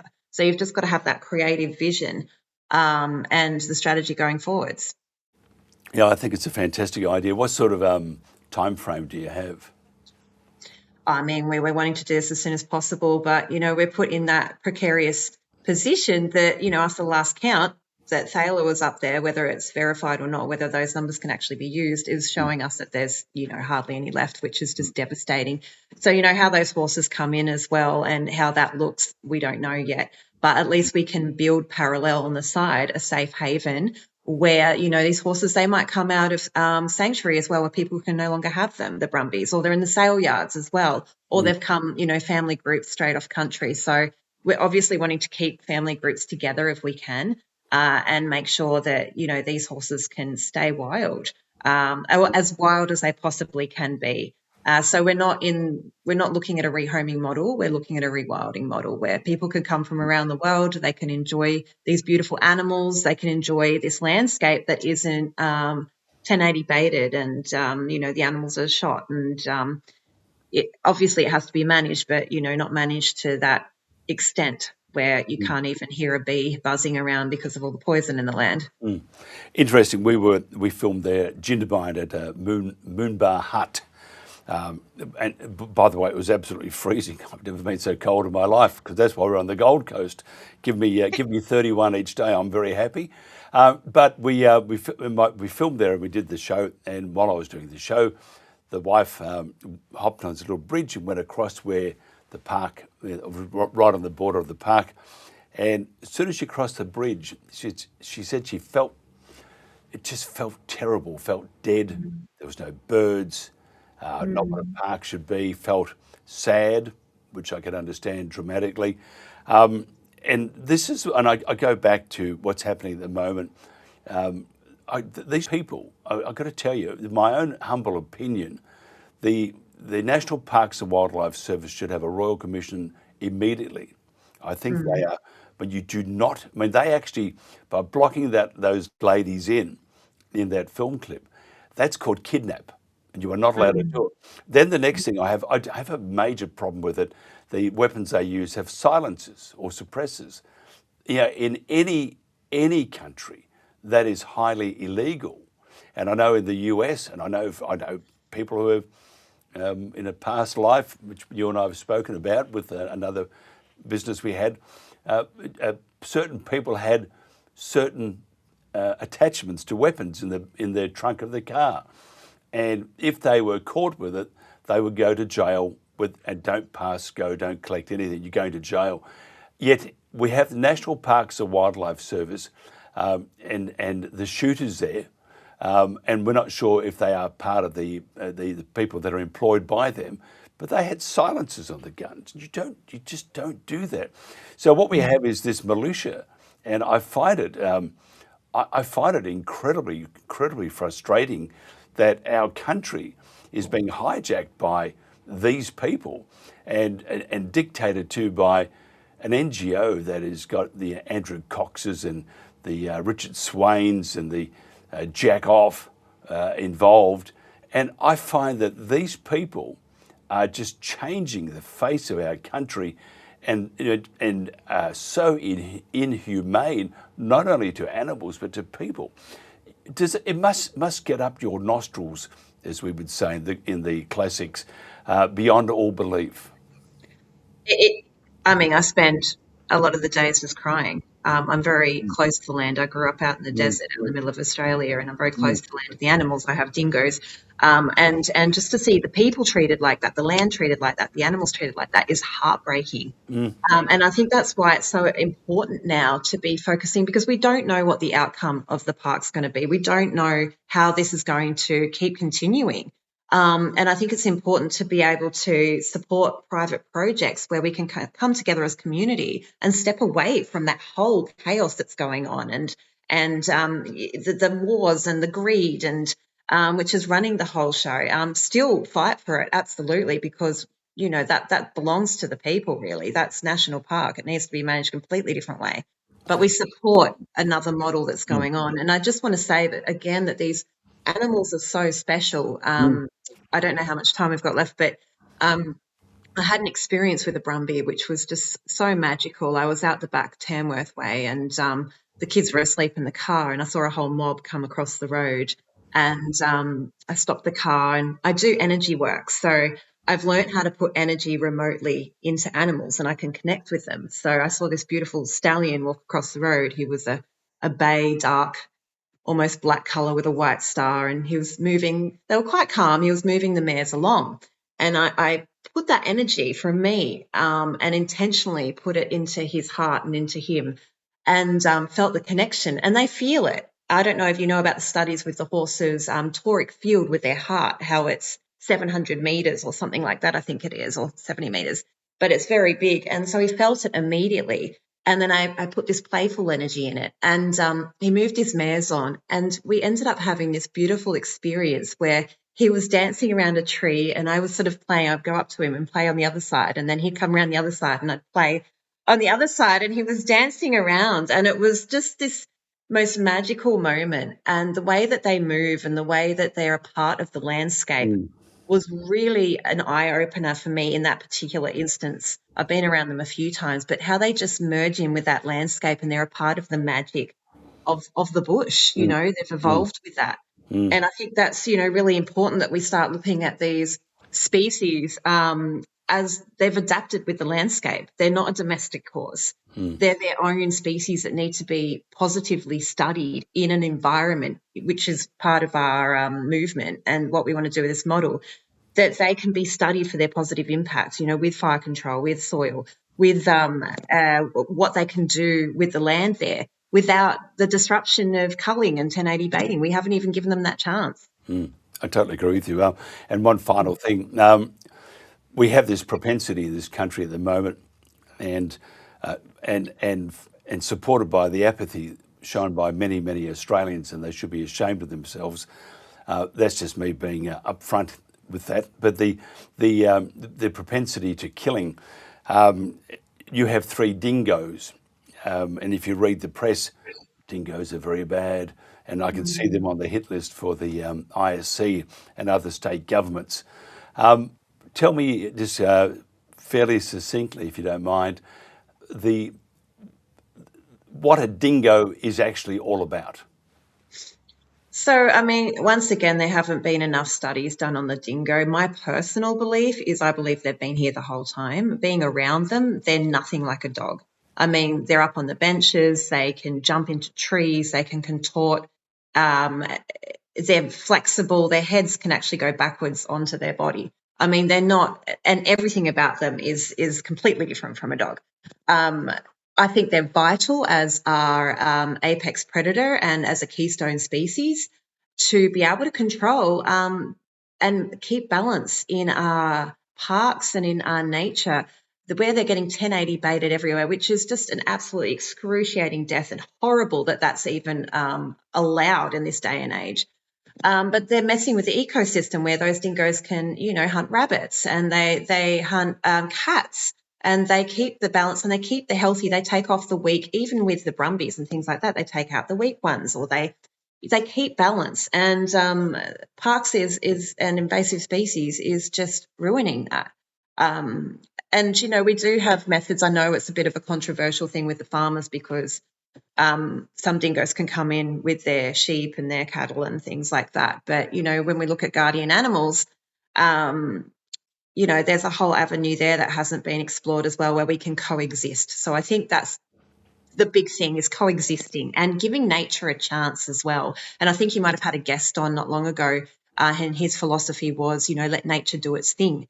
And I think that's what I sort of want to end on here is that nature is a super consciousness. We think as man that we need to control and we need to manage and we need to dominate. But nature is a super consciousness, far more intelligent than we are. And if we gave that nature a chance to actually balance itself out, I think we'd be very, very surprised at what comes from that. Absolutely brilliant. And we can find out more from whitehorseprotectionaustralia.org. Xian, thank you so much for your time. Do you have a Facebook page? Because Facebook is all the rage, I believe. Wild Horse Protection Australia. You can find us wildhorseprotectionaustralia.org online and see what we're up to. We'll be adding more and more to that. You can find us on Instagram at the moment, Wild Horse Protection Australia, or you can follow me as well on Instagram and Facebook. But we will also be launching our GoFundMe in a couple of days if community wants to be a part of it. And we're totally open to questions, to come and ask us to be a part of it. To be a part of our organisation in some ways or the model that we're doing, we're totally open to that. So, absolutely brilliant. Been a real pleasure. Thank you so much. Second time Thank you. I chatted, but this is just very illuminating, and I appreciate your honesty and your foresight. And I think what you have is a great business model. Excuse me, but not only for business, it's also what I think is needed in Australia at the moment because everything else is failing. We've got to stop that downward trend at the moment because if we keep going the way we are and Australia keeps being apathetic as it is, Australia is changing and it will change forever and there is no coming back once it's changed. So we have to be on our mettle. Xian, thank you so much for your time. Appreciate it. This is the Country Telegraph.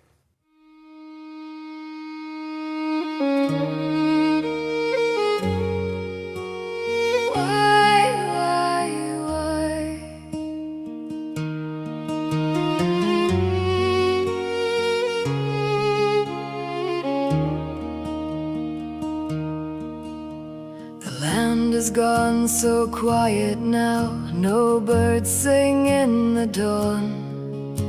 The creek still winds through ancient stone, but everyone is gone. I walk the ridge where I was born and call into the sky, but only echoes answer me and I don't know why. There's sorrow in the snow tonight, there's fear beneath the trees. The mountain holds its breath for us and trembles in the breeze. Why am I so alone? Why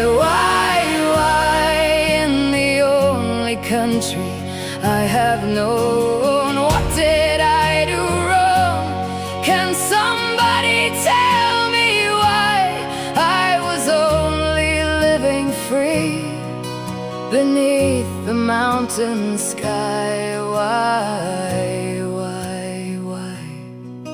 do the gentle always cry?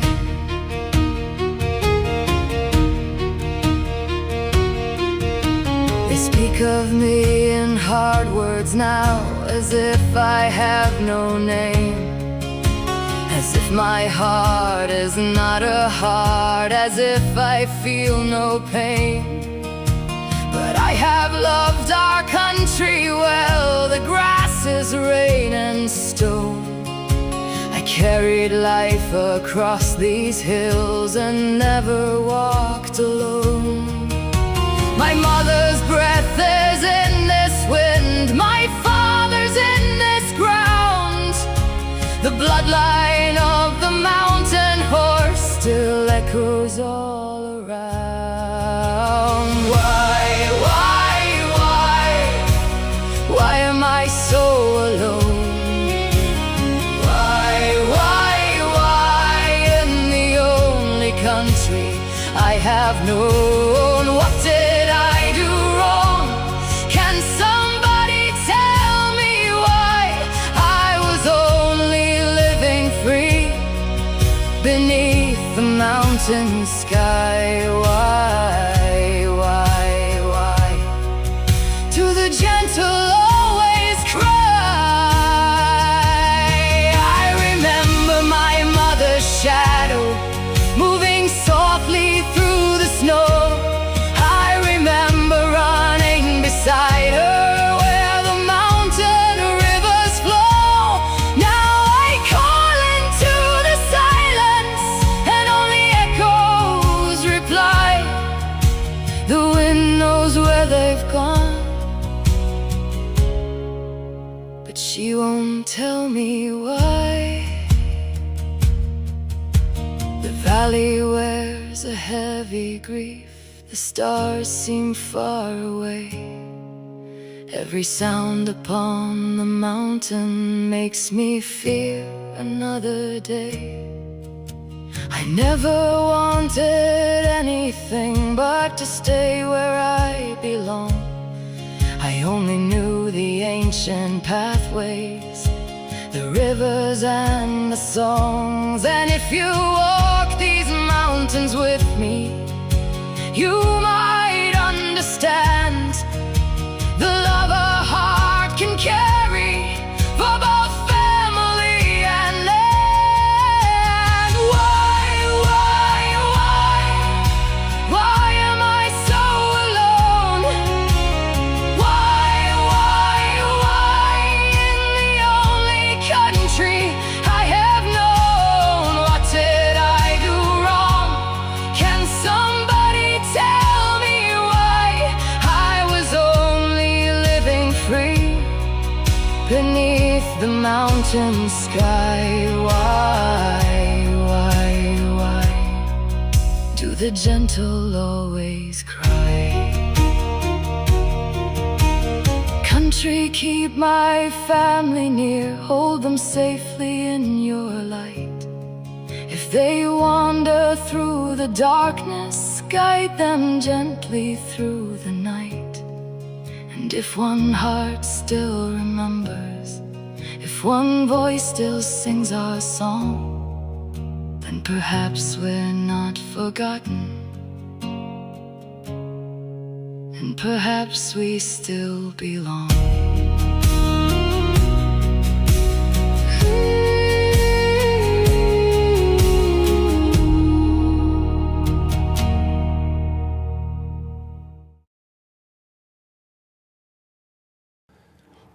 That's Billy D. Why, Billy D. We will have her on next week. We're going to do it today. But, you know, the best laid plans of mice and men. But next week, cross my heart, hope to die. By the way, just reminding you that we have a poll happening at the moment. This week's poll is, do you want the Brumby coal to stop immediately? With thanks to instantpolls.online. Just go and look at our screen next to me at the moment. I'm more important, by the way. No, I'm not. Also go to our Facebook page and to our website and stuff. You'll see the QR code there. Hold your phone up and let mother technology take over. David Lewis Mackay is a co-founder and director of Smart Soil. Now, Smart Soil is an innovative agricultural sustainability company that places soil health at the core of its solutions. It's the way of the future, let me tell you. They combine science, technology, and advanced practices to support farmers in optimizing productivity and regenerating their ecosystems. Today we're going to discuss with David the economics angle, very relevant to today's fertiliser and chemicals prices, which are all sort of tottering on what's going to happen in the Middle East. David, thanks for joining us. We actually need your microphone on. It says, turn that button on. There you are, just about. No, we still can't hear you. Sorry about that. Oh, there we are. Look at Test. Just Sorry, mate. Hang on, we'll do this properly. testing, check 1, 2. And that's when when you know why roadies, when they go check 1, 2, check 1, 2, you know why they do that? No, I do not. They can't count past 2.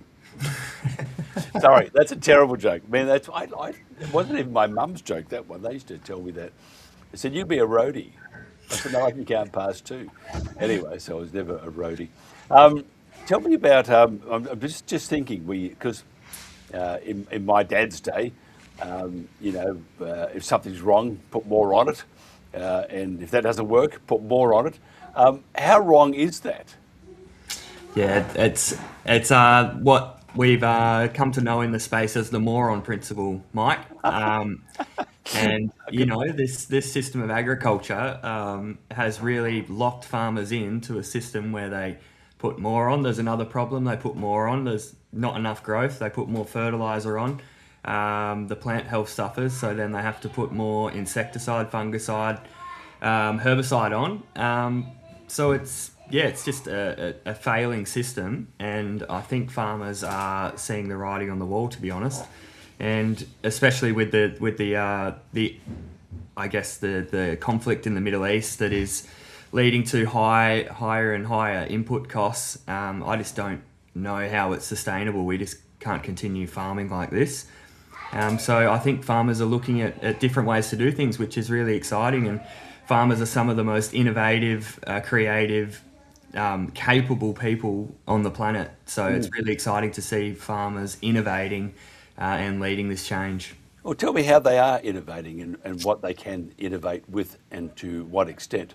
So, it aligns with a lot you talk about on your show here, which is working with nature, and your last guest really summed it up well. I think that we just need to get out of the way in a lot of the cases, and let Mother Nature do its thing, stop disturbing the system. For example, there's a certain bacteria in soil that can fix nitrogen from the air, because we have to remember that our atmosphere is 76% nitrogen. So above every single paddock, there is just tons and tons of nitrogen. All we need to do is grow plants and have functioning soil biology to pull that nitrogen in, make use of it, and put it to work. So, but interestingly, so we go in with a treatment of Roundup or herbicide, and what does it do? It kills all of that bacteria that fixes the nitrogen, and all the fungal populations that assist with that nitrogen fixation. So, what a great business model for the input companies.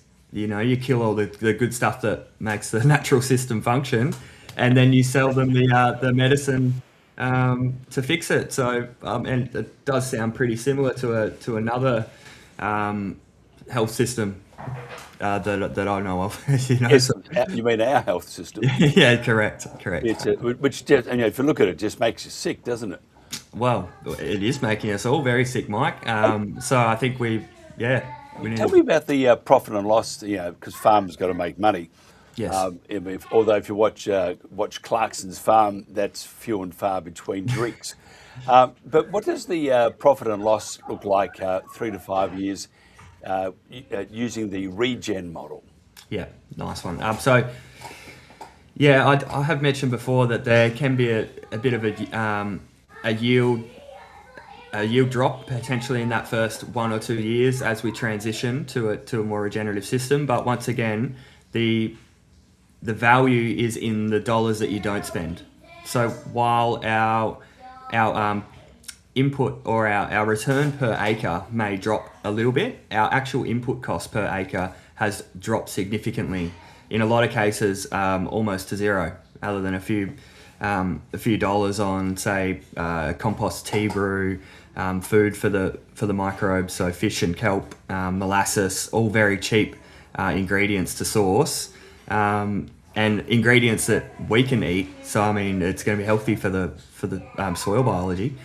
So by year 5, you're looking at whatever you're producing off it, whether it's grain or whether it's animals, fuel, fibre, whatever it may be, your input costs are dropping so low that everything that you're selling through the farm gate is actually straight profit. So I just think it just makes so much sense. It does, but if you look at the federal and state governments, sense is not, unless they can get that off you, is not part of the equation. Tell us about some of your podcasts you're doing. What's your latest one you've done, and tell us what you've been exploring. Nice one. Yeah, so we're actually going to, we're just launching season 2 of the Mind Body Soil podcast. We're actually focusing a bit more on the young regenerators that are coming through, so this next generation of regenerative farmers. So we recorded one a few weeks ago with Matthew Haggerty, who is the son of Ian and Di Haggerty, who are the Western Australians of the Year last year. So they are being recognised for their incredible work regenerating a 60,000 acre regenerative farm out in the wheat belt of Western Australia, and doing so with exactly the methods that I'm talking about. They're not using any artificial nitrogen. They're not using any disgusting poisons on the grain that they're producing, and they're profitable. So they keep on buying their neighbours' properties because the neighbours are going broke because they're trying to make this failed agricultural system work, and they've been told it's the only way that it can work. And they go broke, and the Haggertys expand, and they're just having incredible results on the land. It is just it really is incredible. As you enter their property or even the surrounding region of their property, you get this sense of life as you enter their boundary, as their boundaries are so big as well. Like, you don't even know that you're on their place, but you do, because the flowers are different, there's more birds, the insect life. It's really amazing to see, Mike, and if you ever come over, I'll take you out there. Actually, we will be. We've got our Starlink now. We've up, Scotty, and we got our first broadcast at Tumbarumba on Saturday morning, which we're looking forward to enormously. I've got to drive there, by the way. It's like a 3,000 kilometre drive round trip for 6 hours there, but they are magnificent people, and they are fighting a good cause. We had a couple of things. We had yesterday Gary Duffy on, who's an organic farmer, brilliant person. Very sad though, he lost his dog, but he was telling us about his neighbour who grew bananas, and he used to put 1080 at the tops of all the banana plants to kill the bats and other awful critters. And he said when he would go there, it was like a morgue. There was just nothing but dead animals. But think about the people who are eating that fruit. It's just it's very scary, isn't it? What we're doing with things we eat. Because yesterday we said, are we eating pesticides? Well, if you look at paraquat, look at glyphosates in Roundup, look at 1080. But truly organic is probably the way to go, isn't it? 100%. You look at some of the most productive ecosystems on Earth. There's no one out there spraying stuff on it to keep it alive or make it grow, is there? So the more that we can mimic that natural system, I think the better off we'll be, not just in terms of profitability on farm, but health-wise for the food that we're producing. For example, the paraquat thing is crazy, and even I really struggle with I guess it's an excuse, or it's a claim that the world will starve if we don't have paraquat, glyphosate, these crazy toxic chemicals. But paraquat is so toxic that it is something like, it's like the number one suicidal method for Indian farmers in third world countries. If it's like taking a cyanide pill, yet we go out and we spray it on our soil. It is absolutely crazy, and I think the hen's gonna come home to roost at some point. And if you just look at the graphs that show from when we started spraying glyphosate and desiccating wheat, so around the early 90s, if you look at the charts of autism, non-Hodgkin's lymphoma, all these horrible diseases, a lot that impact the most vulnerable and youngest members of society, they all started around when we started spraying this stuff on our food. So it's a real worry, and I think the sooner we start easing off on that damage that we are doing to the ecosystem, the better. Yeah, I totally agree. The other thing too is the ISC, the Invasive Species Council. You probably get the impression that I don't like them, which is the understatement. I think there's slime balls. They're very bad people, and I wouldn't trust them as far as I could throw them. And we are going after them. They're awful. But the Invasive Species Council, besides other than disliking them enormously and hoping they all drown in a leaky boat, they're very nice people. But anyway, the Invasive Species Council have called for a cull for horses at Lake Muir in WA. What is it with Australians? I mean, especially government, they just love to kill, don't they? Oh, yeah, it boggles the mind, Mike. I didn't know that they were going to start culling the brumbies down there, so it's news to me. And I actually drove through there a couple of weeks ago, and it was the first time that I spotted the brumbies down in Lake Muir, and I got so excited. It brought me joy. And the fact that they're going to go out there and start shooting them is crazy. Well, it's from the ISC, and that they have got nothing to do with the environment at all. It's all about money. So maybe you and I can chat, and Jen can chat about because we will be there anyway. But we need to stop all these things, because the way of the world should be towards getting back to as it should be, not becoming the choreographed society and environment as some would like us to be. And I think the clash there is enormous. We need to get back to being a little more human, because at the moment there's not a whole lot of humanity involved, is there? No, more human and more humble, Mike. We can't keep thinking that we know everything, and we can't keep trying to control everything.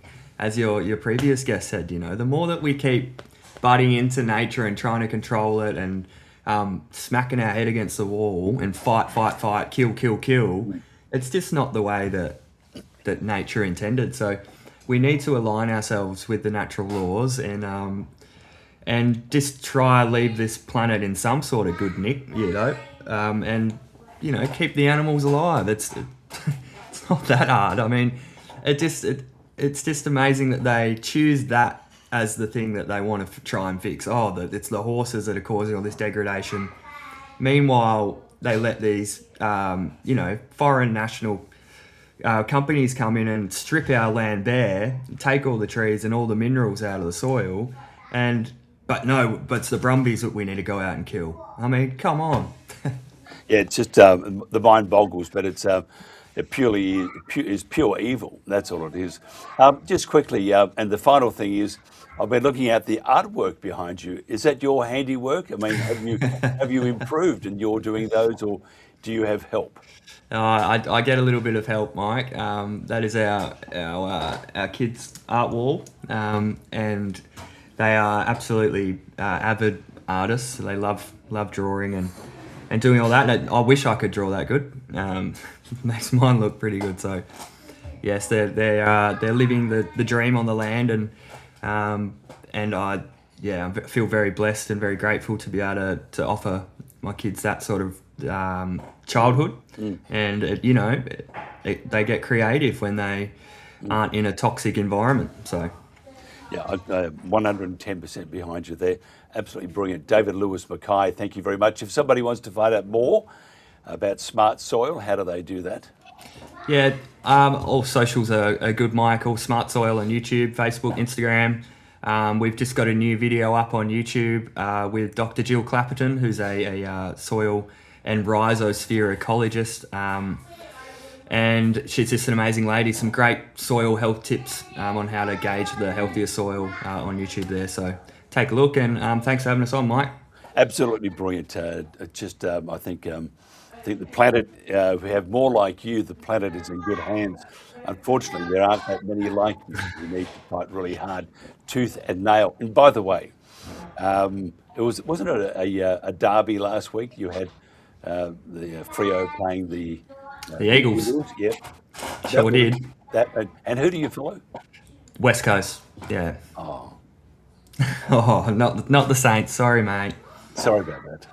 Anyway, membership is still available. We give you a discount. You got to see the light, buddy. Cheers, Mike. See you, mate. David Lewis Mackay there, here on the Country Telegraph. That's about it for me as I lose my voice again. Incredible. It's perfectly fine until I opened the microphone and kabang! There it goes. There goes his voice, sounding very much like Lee Marvin. And many are saying, who the hell is Lee Marvin? Go and have a listen to him or watch him. Old cowboy actor. He's very good. A film called Cat Ballou, my dad's favourite.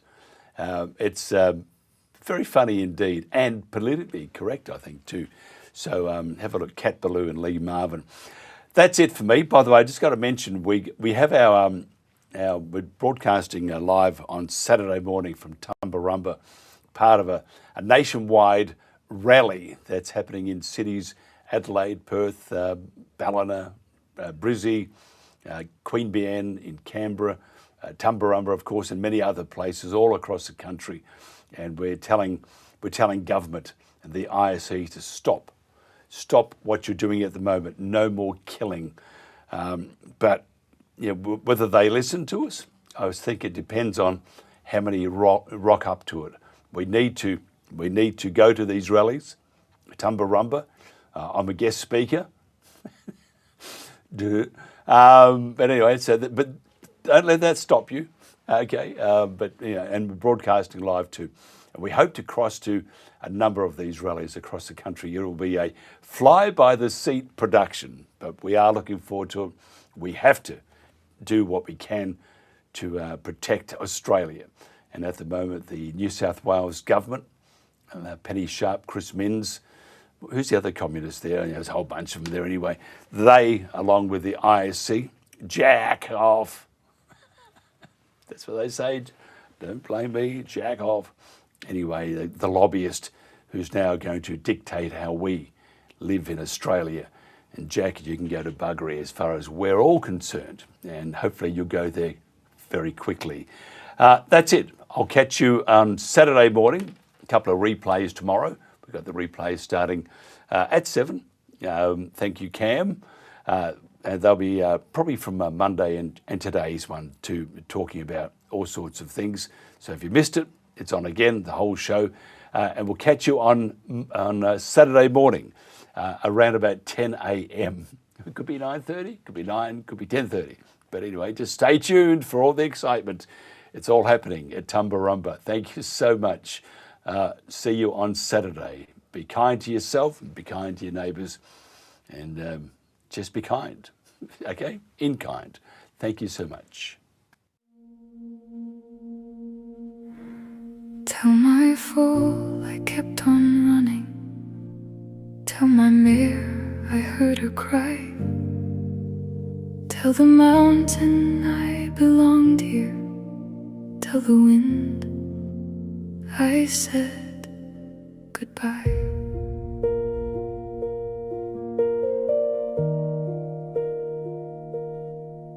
Brumby hoofprints etched for generations in the snow.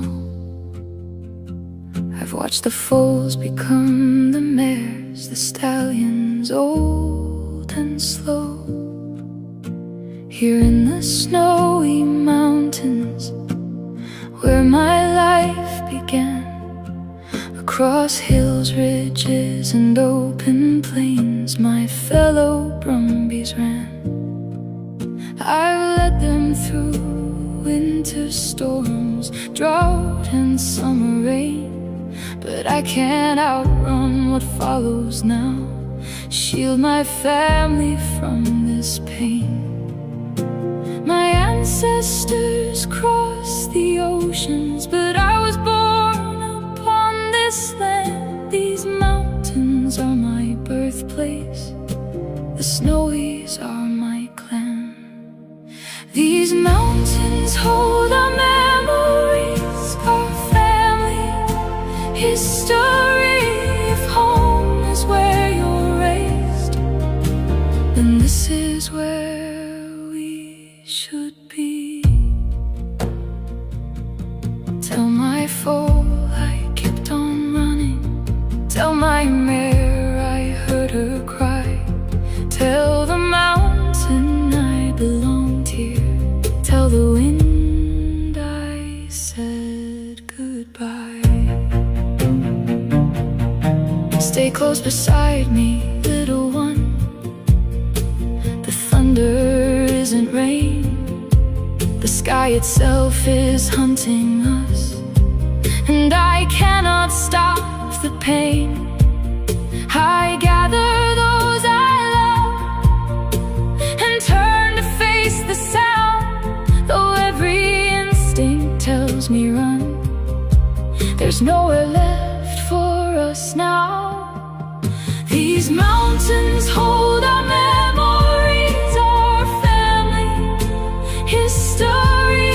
If home is where you're raised, then this is where we should be.